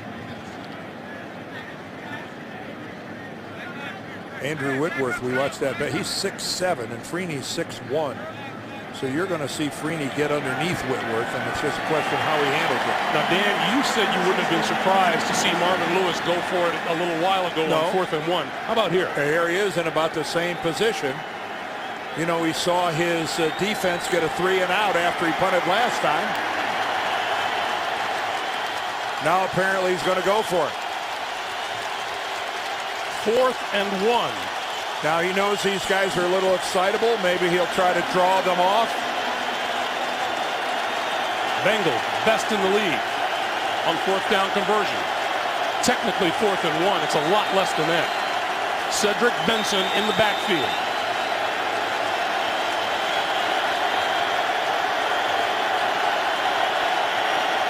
And a little movement up front. False. Yeah, the entire offensive line of Cincinnati false started.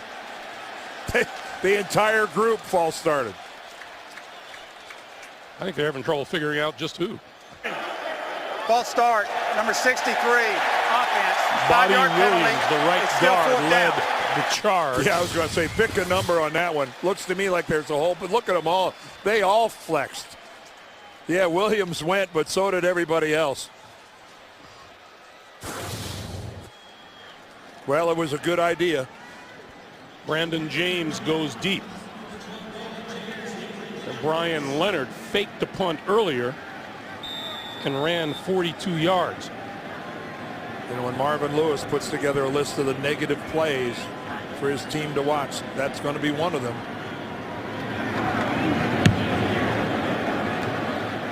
James, fair catch called for and made at the 11-yard line. So that is where the Colts offense will get started. In pretty good field position at both ends for the Bengals in this half. The NFL on CBS is sponsored by E-Trade. And by Verizon, the official wireless service provider of the NFL.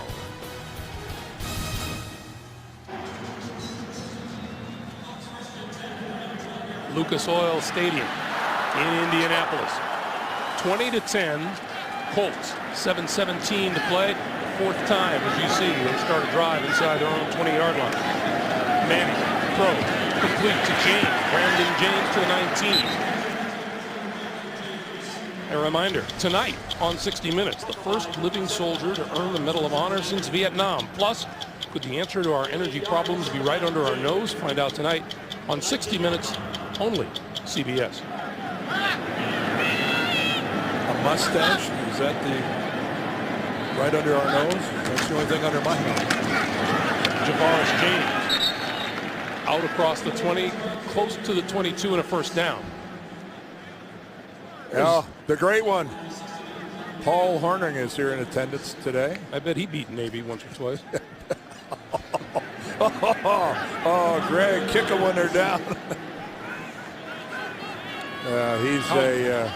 How great was he? Oh, well, for both Notre Dame and the Packers, a living legend, Paul Hornung, one of the really, really good guys. Way back when there was such a thing as a triple threat. That's to spend an evening in the company of Paul Hornung is a guaranteed good time. 3rd and 1. Javaris James. Did he get the first down? Doesn't look like it. I don't think he did. Boy, the Colts are just struggling to eke out. Both of these teams are just not doing very well in the running game. Yeah, Mike Zimmer, defensive coordinator, has got to be liking the way his defensive unit is beginning to stand up. Well, Peyton said we're going to have some ugly series, and this was an ugly finish. They just didn't come close to getting back to the line of scrimmage. That's Quan Cosby. The Colts have a grand total of 37 rushing yards. That's 2 straight 3 and outs for the Colts. McAfee. Oh, look at this kid. Go get him, Ray! Cosby finally comes down at the 30. He's got a little running room, and a penalty marker flies. The Bengals are going to get caught for a block in the back.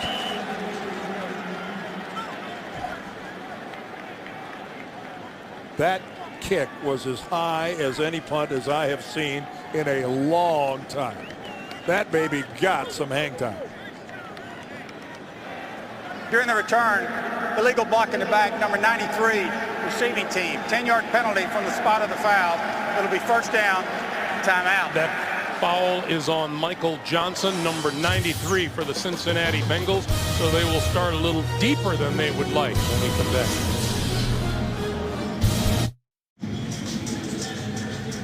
Wednesday here on CBS. Winning this case will take a lot of patience, a little luck, and a touch of magic.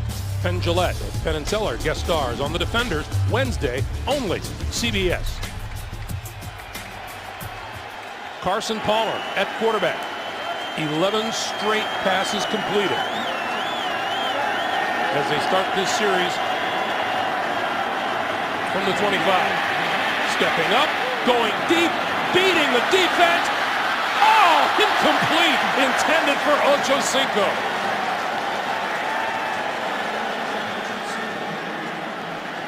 And he almost made a heck of a catch there. When I saw how open Ochocinco was and how far he was, I did not think that Carson Palmer could overthrow him, but he did. He did by just a smidgen. And what an effort by Chad Ochocinco to get that football as he lays out. He has it, but then when it hits the ground, it comes loose.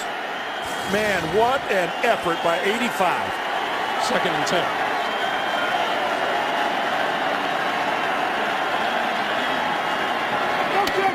outside. That's Ochocinco, and Ochocinco with a nice move down the sideline. Big yardage after the catch.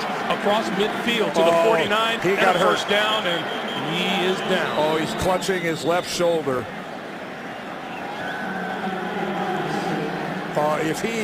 If he's hurt, that is such a shame, because you can't be giving it any more effort than Ochocinco's been giving it here today.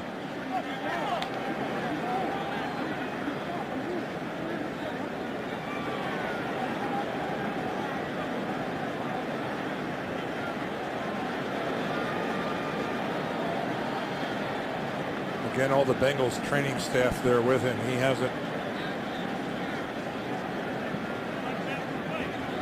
hasn't moved that left arm yet.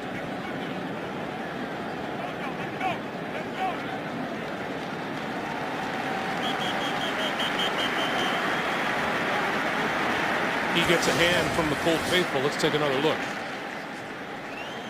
That's Jacob Lacey, number 27. And then right there, you can see how he lands. He really lands on it hard. You know, Dan, that's the classic landing that we've seen quarterbacks take on a sack when they hurt their shoulder. You're just not able to protect yourself. You're not able to get another arm out there to break your fall. This is Benson. Chad Ochocinco, 5 catches for 60 yards. And you see the grimace there. Well, at least he's moving it. At least he's able to move it around. You know, the first thing you worry about when you see something like that is a collarbone, and whether or not he did any damage to that. Marvin Lewis is there going, can you put him up in the air? Andre Caldwell is in the lineup replacing Ochocinco. He's number 87. 2nd and 7.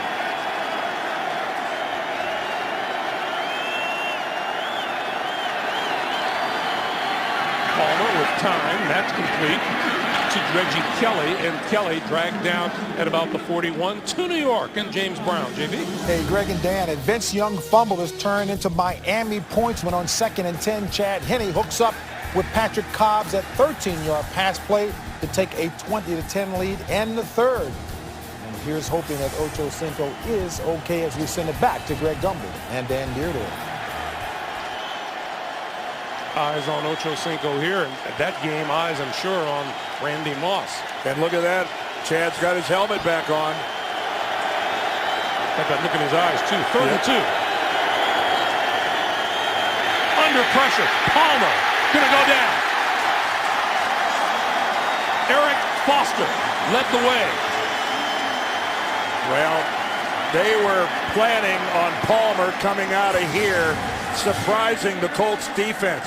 But Eric Foster, who's inside at the defensive tackle position, you know, Hughes is the first guy there. Foster comes in to clean up, but both of those guys, Jerry Hughes and Foster, playing to that side, didn't flow at all. They just went straight up the field and blew that thing up. 5th punt of the day by the Bengals. This is Brandon James. Fair catch called for. And he pulls it in at his own 10-yard line. 2:35 to play in the 3rd quarter. And as the teams get their personnel on the field, we'll remind you Wednesday on Showtime, JB, Chris Collinsworth, Warren Sapp, and Phil Simms come your way on cable's longest running show, the multi-award winning Inside the NFL, every Wednesday on Showtime. Well, the Colts just can't seem to set up offensive shop outside of the shadow of their own end zone. They have been getting pinned repeatedly back inside their own 20-yard line. Indy and Peyton Manning looking 2 straight 3-and-outs in the face, trying to avoid a 3rd straight. Manning throws outside and right through the hands of Pierre Garçon. 2nd and 10. Well, this passing game for the Colts is normally a thing of beauty, but it's understandable that the timing isn't there. There are just so many new bodies. Garçon, thankfully, and Reggie Wayne are still there, but everybody else, newcomers.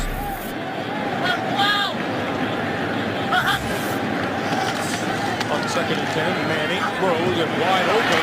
Across the 20 out to the 23-yard line is Jacob Tamme for a first down. Well, when in doubt, Peyton Manning's going to go to Tamme. That's pretty obvious that ever since Dallas Clark went down, that there's a trust factor here between Tamme and Manning. That's Austin Collie over on the sideline. He's out today with a concussion. Manning throwing, and this time that catch is made by Pierre Garçon, and that's enough for another first down. Well, we mentioned Jacob Tamme and how he has stepped up in the absence of Dallas Clark. And again, he's taken some big hits. When you work the middle of the field, you better protect yourself down low, and that's exactly what Tamme has had to do today. But again, a busy afternoon for Tamme already with 7 receptions and averaging over 10 yards a catch. So a couple of first downs under his belt on this drive, and Peyton Manning has his Colts thrown 34. Here comes the blitz. This side of the field and behind Reggie Wayne, who's turning it inside. It'll be second and 10. Well, that's when you know the timing is a little frayed around the edges when there's a little miscue between Reggie Wayne and Peyton Manning. Peyton Manning thought that Reggie was going to curl towards the sideline. He curled it inside, end up with an incompleted pass. Wayne just 2 catches for 28 yards today. Manning down the sideline, incomplete. Garçon, the intended receiver. We talked at the top of the show about how it's no gimme for the Colts this year, who have made the playoffs 8 straight years and 10 of the last 11, and they're tied with Tennessee for the lead in their division and only 1 game ahead of everybody else. No, they're and you know, Jim Caldwell said it to him best. Hey guys, this is the norm. 5-3 is the norm. 8-0, 9-0, 10-0. Those are unusual circumstances. It was rarefied air. That's right. We're in a dogfight now, just like everybody else is in the National Football League.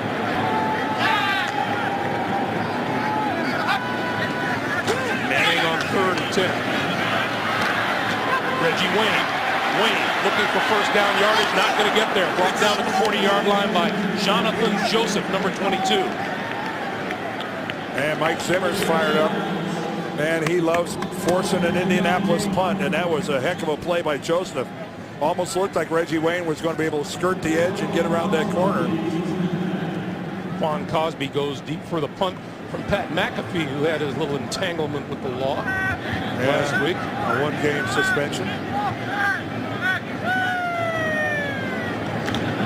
And fined just about $300. Boy, gets off another booming kick. And a fair catch called for by Cosby and made at the 11-yard line. Hey, more NFL action coming your way next Sunday. NFL on CBS doubles up. Matt Schaub and the Texans matching up with Mark Sanchez and the Jets. Dan and I will be there. The Raiders take on the Steelers. Then Peyton and Brady ride again as the Colts clash with the Pats. Check your local listings. It all begins with the NFL today. It's always something special when the Colts and the Patriots get together. Such a storied history there, both in the regular season and then in the playoffs. Peyton Manning, Tom Brady, Belichick, the whole cast of characters. Chad Ochocinco back on the field for the Bengals offense.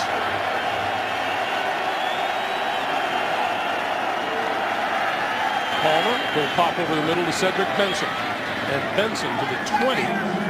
And we'll see if the Bengals will get another playoff before time expires here in the 3rd quarter.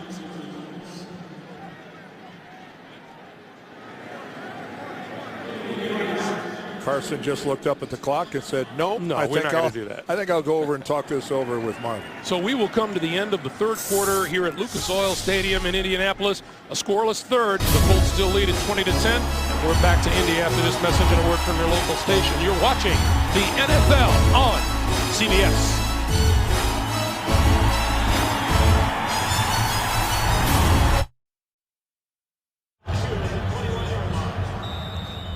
Welcome back to Indianapolis, along with our producer, Mark Wolf, and our director, Bob Fishman. Greg Gumbel, Dan Deerdorf, and the rest of our CBS Sports crew a defensive third quarter, to say the least.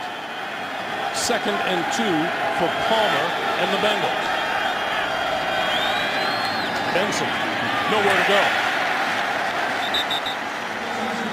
That play stacked up by Fili Moala along with Robert Mathis. And there's Chad Ochocinco. You know, Carson Palmer, it's worth saying, his throwing shoulder, he told us, was good but not great, and he said that you just don't get a full week's rest when you play on Monday night. No, of all the weeks to be banged up, you're right, you got one less day. It has to be disappointing to the Bengals that they're not able to rush the football any more effectively than they are. You know, they had the 142-yard run out of a punt formation by Leonard. Other than that, Benson and Scott combined 15 carries for 21 yards. 3rd and 5. Over the middle, and there is the first catch by Jermaine Gresham.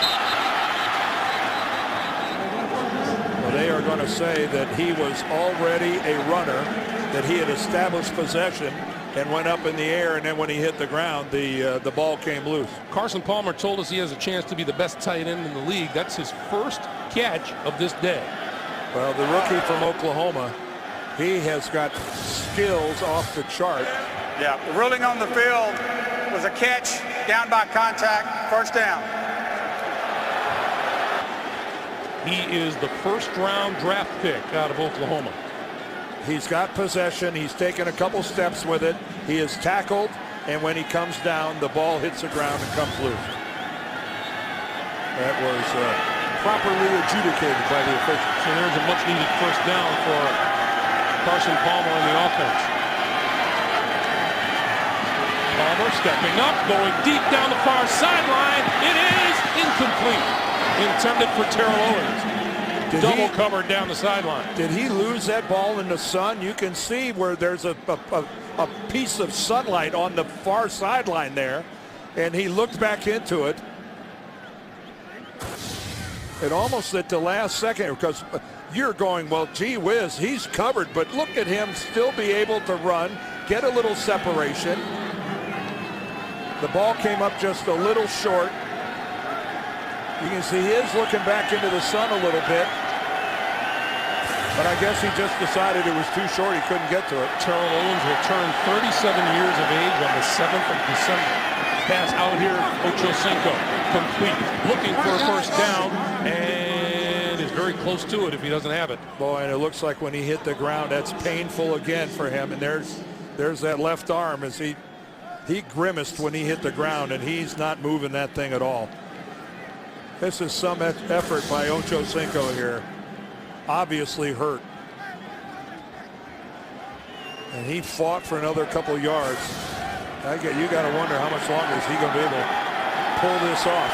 First down at the 34. Benson, right side, cutting it across the 35 to about the 36. And another update coming out your way from James Brown in New York. JB. Greg and Dan, Vince Young looking to atone for his fumble that led to Miami points. Hooks up here with Nate Washington, capping an 11-play, 73-yard drive, drawing within 3 of Miami late in the 3rd. Greg Gumbel, Dan Deardle. All right, James, thank you. Well, when he said a Vince Young highlight, I thought maybe he was throwing to Randy Moss.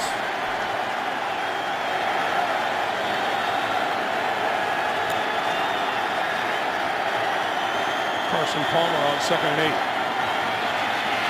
Steps up, that's complete to Benson, and Benson fighting his way to about the 40-yard line. The offensive line has done a great job in front of Carson Palmer today. They really have. Robert Mathis and Dwight Freeney haven't been as disruptive as they normally are. And again, you know, we're just looking at a 10-point ball game here. Cincinnati, if they just get one score and turn this into a one-score ball game, we're going to have a little excitement down the stretch. And once again, a big 3rd down on the 8th play of this drive. And we get a whistle. And a stoppage in play. With 11:21 to play in the 4th.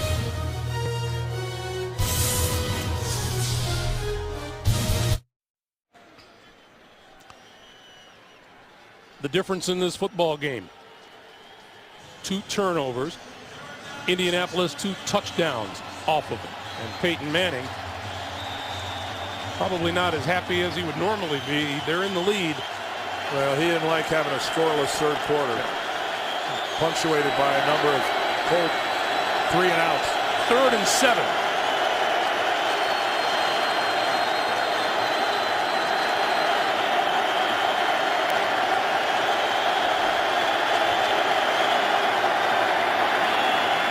Palmer throws, intercepted, picked off by Taiwan Hagler. Down the sideline, inside the 10. It'll be 1st and goal for the Colts. Hagler saying he never got touched. It is ruled a touchdown. I thought he went down inside the 10-yard line. Well, Carson Palmer went at his legs. All right, let's take a look at it. That's Jermaine Gresham, and you can see just undercut by Hagler. Now from the left, there's Palmer. Palmer looked like, did Palmer hit him with a leg as he went by? When he first went to the ground, the ruling on the field is a touchdown. So they're going to say that will not qualify as having touched him while he's down. But if the contact causes you to go down, that's a tackle. Watch as Palmer goes by. Watch his left leg. He kicks him right in the shin, but then he catches. And Marvin Lewis just threw the challenge flag. Well, you can make the argument. You can make the argument that that's what causes him to go down. And I think Marvin is Cincinnati is right challenging to do so. the ruling on the field that the runner was not down by contact. I would have challenged that as well. Because you can see that Carson Palmer hits him right in the shin with his left heel, right there.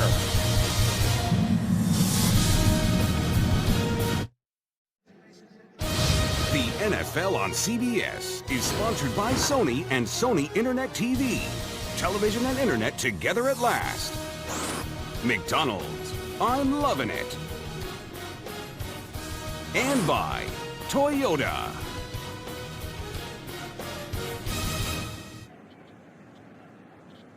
Welcome back to Indianapolis. Walt Anderson has a decision to make as to whether or not this constitutes down by contact. Well, here's the contact, and watch the next time his foot comes down. He catches it on the turf. I don't think there's any question that the contact from Carson Palmer initiated the sequence of Hagler going to the ground. To me, that's down by contact. Now, if he took another couple steps and then caught his foot, but the very next time that his left foot makes contact with the ground, started the tumble. It started the stumbling process that put him into the ground. And it was the hit by Palmer with his leg that began the process of him going down. Now, if he took another clean step, but he doesn't. He catches it right off the bat, and he goes down. Here comes Walt Anderson. After reviewing the play, the quarterback's left foot hits the defender on the shin. He is down by contact at the 10-yard line. Please put 11:13 on the game clock. And Walt Anderson makes the, in my estimation, the only thing he could call. Now, if he'd have taken another step or two before he stumbled and fell, well, then you can make the case that contact by Palmer didn't do it. But that started, I think, the entire sequence of him tumbling to the ground. So instead of a 26-10 lead, it's still 20-10. Colts, 11:13 to play in the fourth, and Manning is set up 1st and goal at the 10-yard line. It doesn't negate the fact that Carson Palmer served one up to Taiwan Hagler right in the chest. Hagler in the lineup in place of injured Clint Session, who is out with an elbow injury. Almost everybody here is in place of someone out with an injury if you're wearing a blue jersey, except for the last 2 guys we saw, Saturday and Manning. Javaris James in the backfield. He has the handoff. He gets maybe a yard to the 9. Ray Maualuga. There was a big-time pop. Did you hear that crack?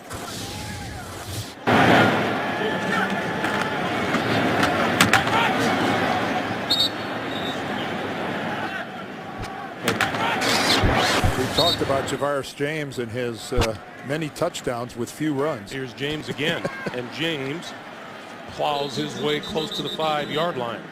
It'll be 3rd and goal.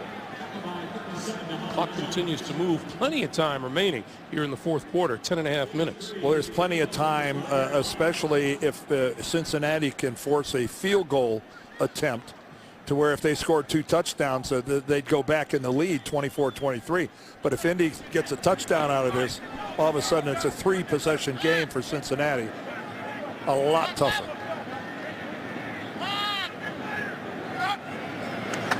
Manning throwing end zone. Incomplete. Pierre Garçon. And here comes the field goal unit. Well, I couldn't tell if the defense stripped it away, but he put it right on. Manning put this, it looked like right on the hands of Garçon. Jonathan Joseph there, number 22. He's got the coverage. No, that just looked like Garçon wasn't able to handle it. Peyton put it on his hands, and he just wasn't able to corral it. Now, talking about putting a good face on an ugly situation, the Cincinnati Bengals. Yep, this is, it was a touchdown, and now it's a field goal. Vinatieri puts 3 on the board. 10-0-1 to play in the 4th. The Colts lead at 23-10.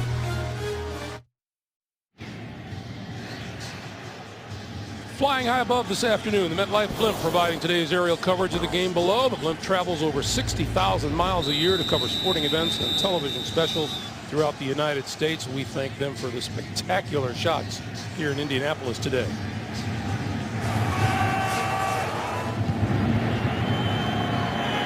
This is Bernard Scott, who's not going to run it out of the end zone, and the Bengals will start from their own 20-yard line. You know, Carson Palmer said there's still belief in the locker room that they can win games and make the playoffs, but not when you're doing this. No, not when you do that. And you take a look at what they did against Pittsburgh on Monday night, and then today, 2 interceptions. One of them returned for a touchdown. One resulted in a field goal. The lost fumble today, that resulted in an Indianapolis touchdown. So not very good in less than a week, a Monday night and a Sunday. That's a lot of mistakes. You don't do it against 2 quality teams like Pittsburgh and Indianapolis. Colts 17 points off turnover. Palmer. Nice grab by the tight end Gresham, and hit by Kelvin Hayden on the far side of the field after a short gain. Gresham 6'5", 260 pounds. You know what I like about him? Just reading a bunch of his quotes during the course of the year. He's got a real sense of accountability. Talks openly about when he makes a mistake, how the things he needs to do better. I'll tell you, when you find a rookie with that kind of an attitude, he's got a chance of being special.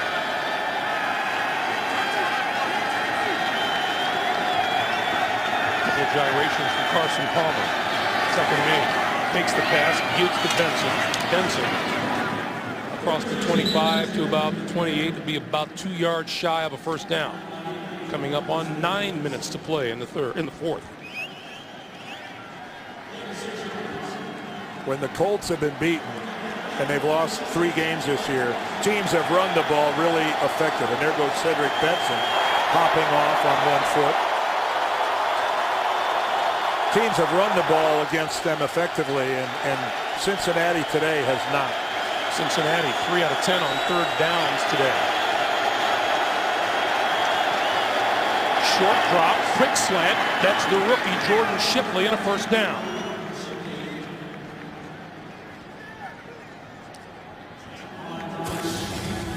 And Shipley's been pretty quiet today. That's just his 2nd catch on the day.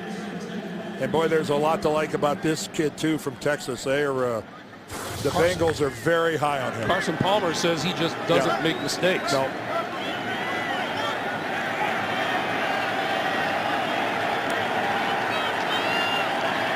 Palmer 23 completions for 200 yards and a touchdown and a couple of costly interceptions. Over the middle, that's complete to Gresham. Suddenly, the Bengals have discovered Jermaine Gresham here in the 2nd half. Well, there ought to be a lot of room in the middle when you got 2 guys on the outside named Ochocinco and Owens. So the middle of the field has got to be ripe for the picking if you've got a tight end and a slot receiver good enough to take advantage of it. Right now, Shipley in the slot to the near side. Owens to the near side of the field, and Ochocinco at the top. Carson Palmer, a little short one over the middle. Once again, Gresham is there to midfield for a first down. Just across midfield to the 49 of the Colts. Coming up on 7 minutes to play in the fourth. And if you're going to roll those safeties up over the top of both 85 and 81, you know, I'm surprised that Cincinnati hasn't gone to this more. Although Gresham has been a big part of their offense all season long.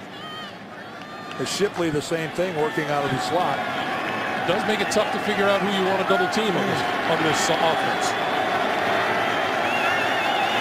First down.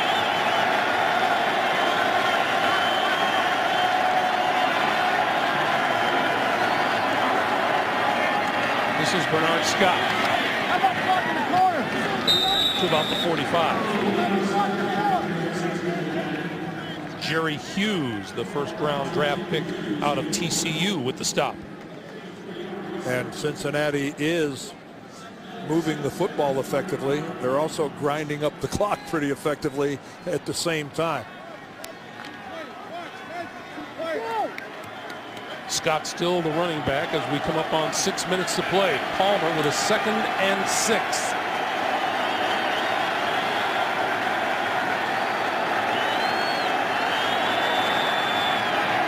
With time. Intercepted. Aaron Francisco still on his feet and down. And he is ruled down at about the 39-yard line.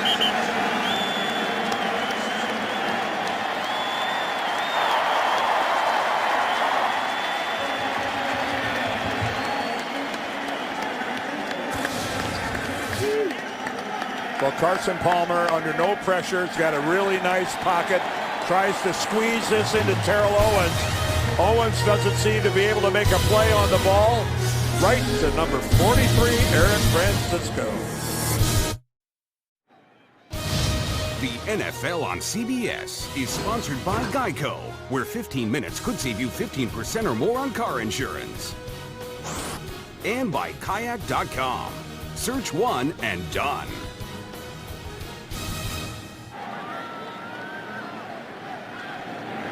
Back in Indianapolis, 5:47 to play, and the Colts with the ball, and the give is to Donald Brown, and Brown with running room to the near side of the field, and knocked out of bounds inside the Cincinnati 40-yard line. Let's go back. Nobody very happy on the other side of the field on the Bengals sideline. There's Terrell Owens at the top. He doesn't exactly overextend himself in trying to make a play on that football. I know angles can be deceiving, but when you look at it from that angle, it looked like he was perfectly content to watch that ball sail right on by, right to Francisco. It wouldn't surprise me to see someone say tonight or tomorrow that he pulled up short on that pattern. Well, it sure looked like it on that. When you look at it from that angle, it most certainly looked like that. First down at the 40-yard line. Donald Brown as the Colts and Manning now look to chew up some clock. Let's look at that. Yeah, let's look at that one more time. And Owens again, he's reached right up here, but watch it when he makes his break to the inside. Is he digging all out for this football? Man, it looks like at the very least he could have, if he didn't want to catch it, at least knock it down. It wasn't a layout the kind that we saw, that we've seen a couple times from Chad Ochocinco today. Well, that just, boy, that's going to be interesting to see after the game what Palmer says about it, what Owens says about it, and what Marvin Lewis has to say about it, because that was hardly a spirited effort. I'm trying to be nice.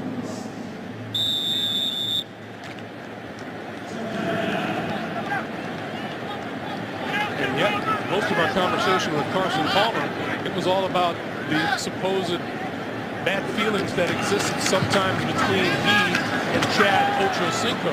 And Carson was quick to say, yeah, we have our shouting matches, but at the end of the day, we're good. Well, by and large, Owens and his performance with the Bengals has been exemplary.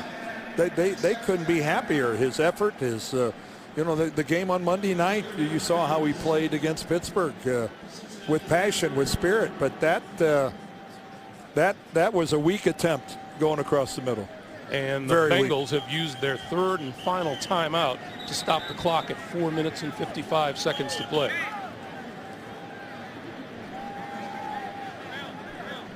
And as we await a 3rd and 5, it's a good time to remind you, coming up, the Subway postgame show. Join JB, Dan, Shannon, Boomer, and Coach Cower for all the latest NFL scores and highlights coming up on the Subway postgame show.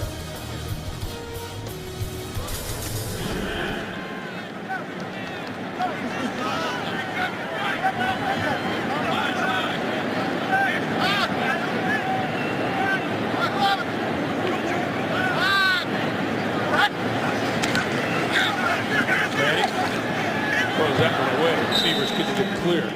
You know, and there will be people who will say that for the Colts, this hasn't been pretty, but when you consider that they're a hospital dressed in blue and white, it's been beautiful. Really, and the story of the Colts as they go forward from here is, you know, how quickly can we get some of these people back? How long are people like Gary Brackett going to be out? Is Bob Sanders coming back? Is Joseph Adai going to get back before long? You know, if they get Bob Sanders back towards the end of the month like they're hoping to, what a big addition that'll be to their defensive secondary. Of course, Austin Collie sitting this one out too because of the concussion from last week. Pat McAfee, her catch ball for by Cosby and made at the 11-yard line. Hey, want to remind you, we have a penalty marker down. Back up field. You know, Peyton told us that they were going to have some ugly series. I just don't think he knew how many they were going to have. What was that, Walt? Walt was bringing a flight into the deck, carrier deck.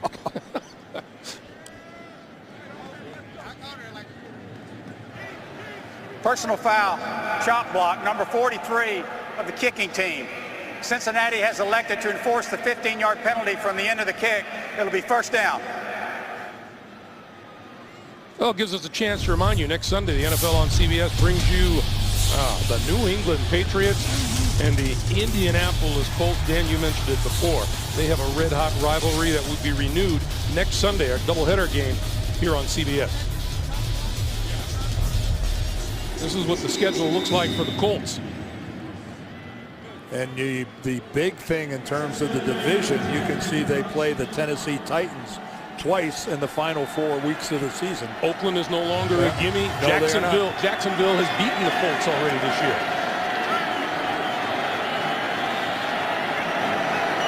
Cincinnati, Palmer has suffered interceptions on their last 2 possessions.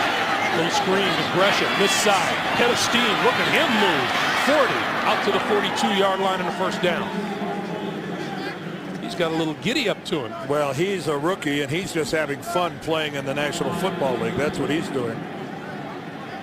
The score in his mind hardly playing a factor here. He's just playing ball. Palmer throwing over the middle, and that's pulled down at the 40 by Ocho Cinco, who has had himself a day.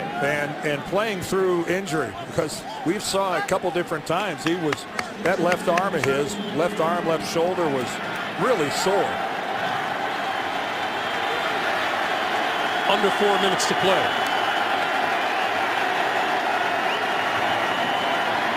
Good protection for Palmer. Throws it away.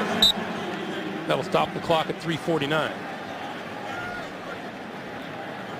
Cincinnati guilty of 4 turnovers today, and that is a season high.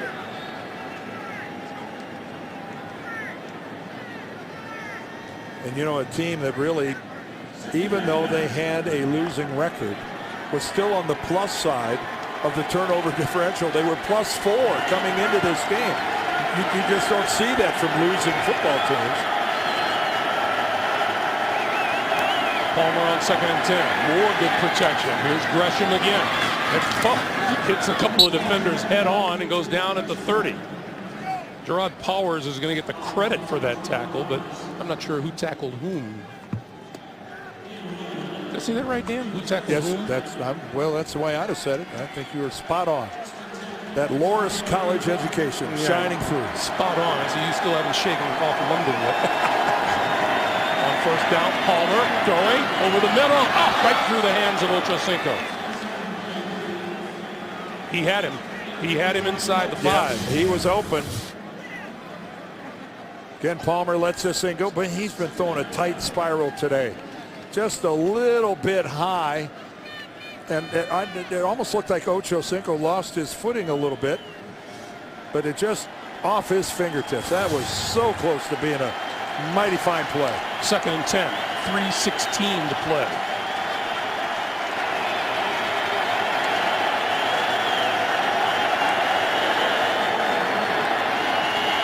Palmer, near side of the field, and pulled down there by guess who? Did he get his feet down in bounds before he went out? This is a clinic being put on by Ochocinco about body control and working the sidelines. Well, I don't know if he got that 2nd foot down.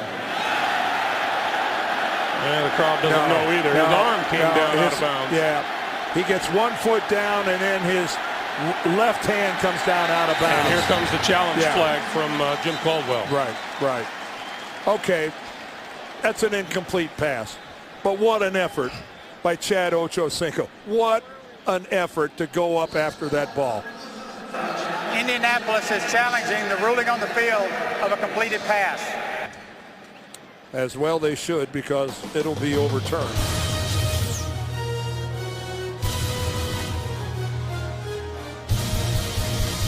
College, yes.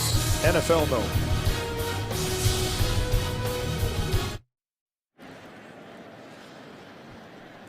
Well, referee Walt Anderson has spent so much time in the hood, this feels like a Spike Lee movie.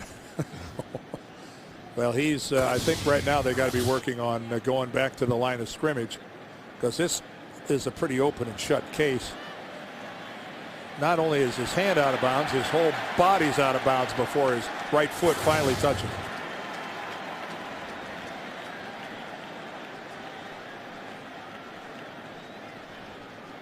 And Walt's going to have a little further discussion before he renders his verdict. After reviewing the play, the receiver's left foot was inbounds, but the left hand came out of bounds. By rule, the pass is incomplete. It'll be 3rd and 10 on the 30-yard line, and Indianapolis is not charged with a timeout. The clock will stay at 3:10. Reggie Wayne. No need to adjust the clock, complete or incomplete. It took the exact same amount of time to execute. So now Palmer looks at a 3rd and 10 from the 30-yard line. And with 3:10 on the clock, Bengals are in 4-down territory.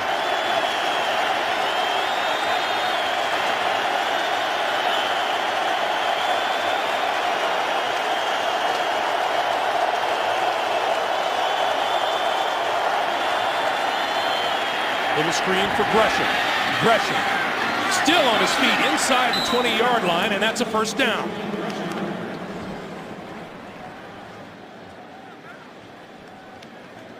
Boy, Jermaine Gresham is really putting forth a great effort.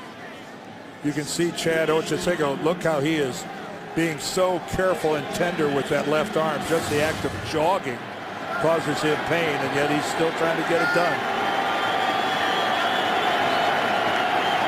Palmer, end zone, touchdown Gresham. Well, I'll say this. If there's a little justice in anything, the fact that Gresham gets a touchdown, he deserves it. He's put in a lot of effort and taken some big hits on this drive. Again, look how big a target he is. 6'5". I mean, just a great looking young football player. And a guy who was virtually ignored in the first half has really come alive in the passing game for the Bengals here in the second half. In fact, 8 catches for 79 yards all here in the fourth quarter. The extra point is good, and with 2:35 to play, the Bengals cut the Indy lead to 23-17. A reminder, when we wind down here, the Subway postgame show. JB, Dan, Shannon, Boomer, and the coach. for all the latest NFL scores and highlights, all coming up on the Subway post-game show. Well, Cincinnati now is going to have an interesting decision because, you know, if you had a bunch of timeouts remaining, you know, conventional wisdom is kick it away. You got the 2-minute warning to aid you with a stoppage of a clock.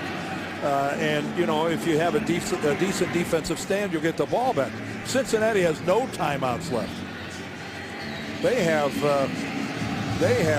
nothing left at all, and they're going to be in a position to just watch Indianapolis run off most of the clock, even if they don't get a first down. Therefore, going to run off a bunch of it. Therefore, this has onside kick written all over it. Yeah, it's got to be something that they have really got to look hard at.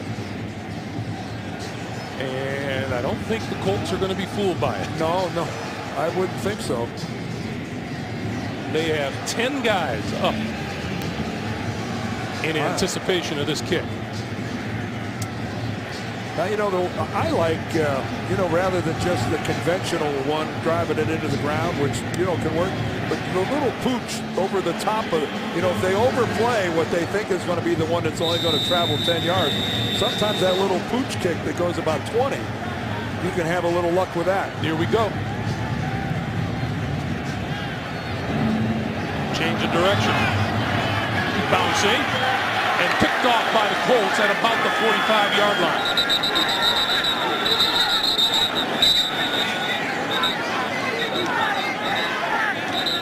Whether it's wrestled away after the fact is a bit immaterial. Now, the Bengals say they have the football. Oh, my goodness, they do.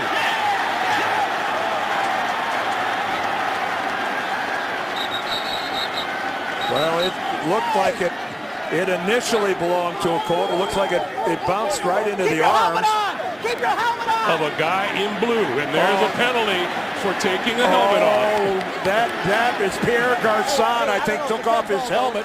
That's going to give the Bengals another 15 yards. Hang on. Back out! And the argument, there's a guy being carried off the field. Good grief. Well, that's he's hurt. That's the kicker, Mike Nugent. Did he hurt his leg? Up to the sideline. The officials are in a conference here. Nugent, of course, kicked off. The intent of that was for him to kick it 10 yards, and I believe he was going to get it himself if the defense spread to both sides. And the discussion continues. Here's Walt. The ruling on the field was the kick was recovered by the kicking team. It's first down. After the play, unsportsmanlike conduct number 85 of the receiving team, removing his helmet. That's a 15-yard penalty. It's first down.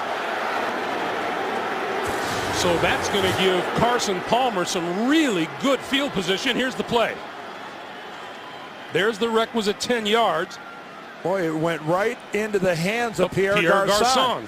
He had it, and he's a receiver. That's who you put on the hands team. Watch this. There's the carom. He's got it.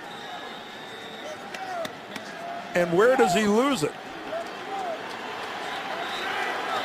He doesn't look like he's lost it yet, but apparently he did. And it's Cincinnati ball at the Indianapolis 40-yard line. Well, I think Jim Caldwell wants to know if he could challenge this.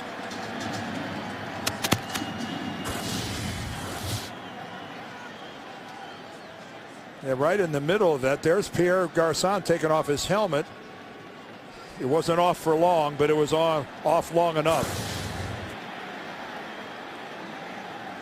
I think Walt Anderson is telling him that when it comes to something like possession in the open field like that, I don't believe that's reviewable. Marvin Lewis and Chad Ochocinco feeling pretty good about now, and why not?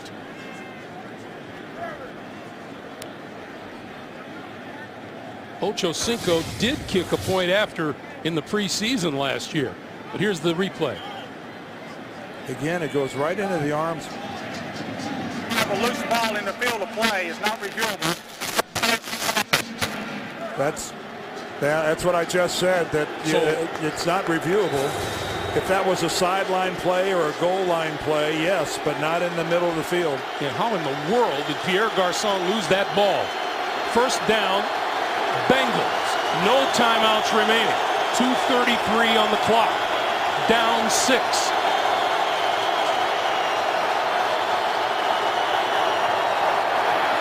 Palmer, that's complete to Gresham, and Gresham still on his feet. And a loose ball. Indy's got it.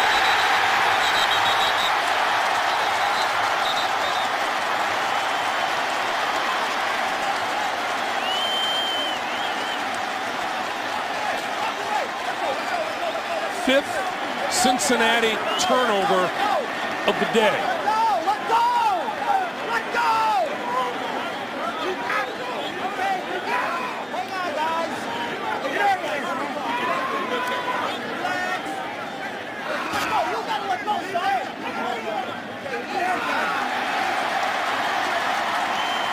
Boy, how many times do you see it that in the act of putting forth second effort, trying to make something happen, instead of just going down, you're working your tail off to try to make a play for your team, and you end up turning the ball over. And I don't think there is any question the ball comes out before Gresham is down. He's still fighting. This play is still alive. His knees aren't down, and the ball came loose. Without a timeout and outside of the 2-minute mark, since he couldn't challenge that anyway, and they would lose that challenge. Yeah, it came out while his knees were still up. Javaris James to about the 37, and that'll take us to the 2-minute warning.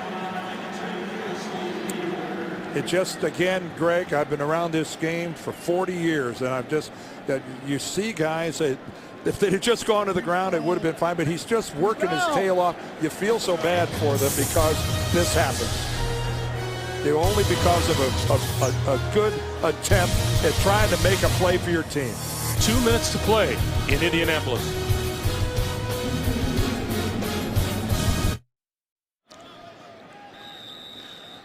The rookie tight end Jermaine Gresham guilty of the 5th Bengal turnover of the day.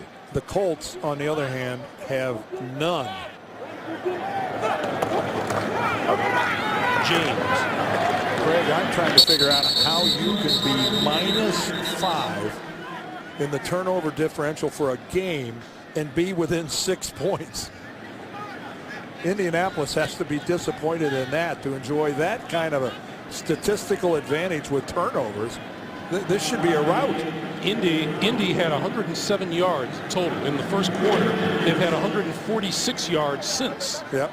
Now Cincinnati's going to get another shot at it.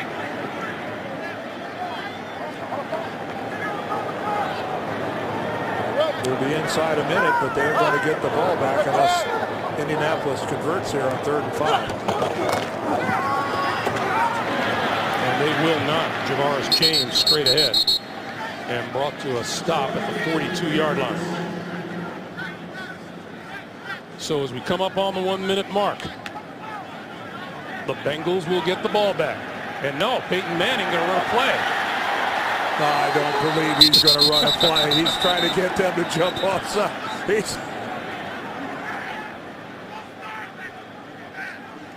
And there's a penalty for good measure.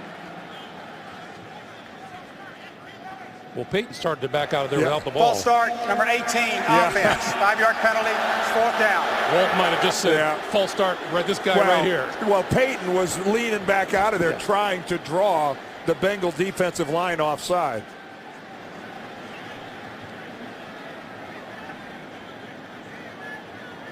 Now what that penalty does is it stops the clock and it gives Cincinnati more time.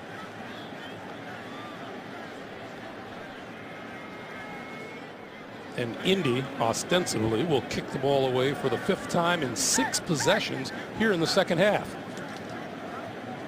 You know, go ahead and be crafty, try to draw them off sides, but don't do something that stops the clock. Cincinnati has elected not to enforce the 10-second runoff. The clock will stay at 53. It's 4th down. Yeah, that's of course they're not going to. They don't want 10 seconds run off the clock. Well, the clock stays at 53, and here's the... But look where and there is the penalty. There's 25 seconds on the play clock. So instead of getting the ball back with about 25 or less on the clock, that's a nice little gift to the guys in orange. Quan Cosby back at his 20-yard line. And Pat McAfee, who's been booming them all day, will be under the gun to get another good one off here.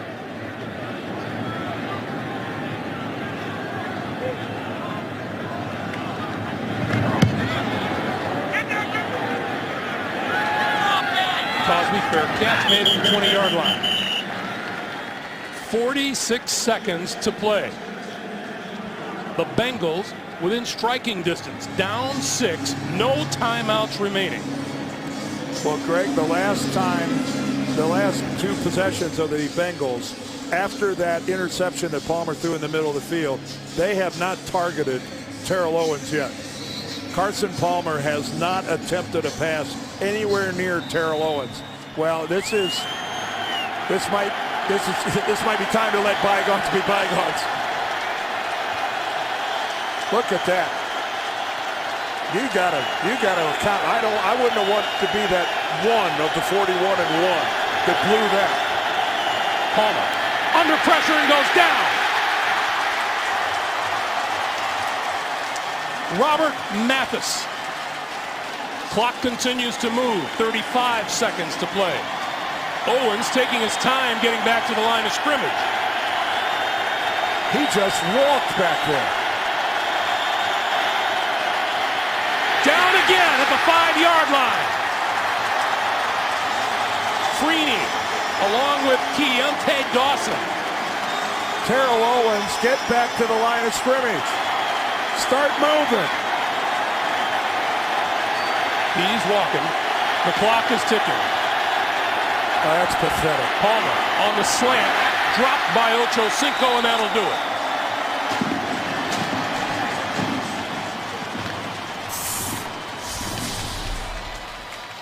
There's our final score. The Colts 23 and the Bengals 17. For Dan Deerdorf and the rest of our crew, Greg Gumbel, so long from Indianapolis. We'll send you to James Brown in New York for the Subway postgame show right after this.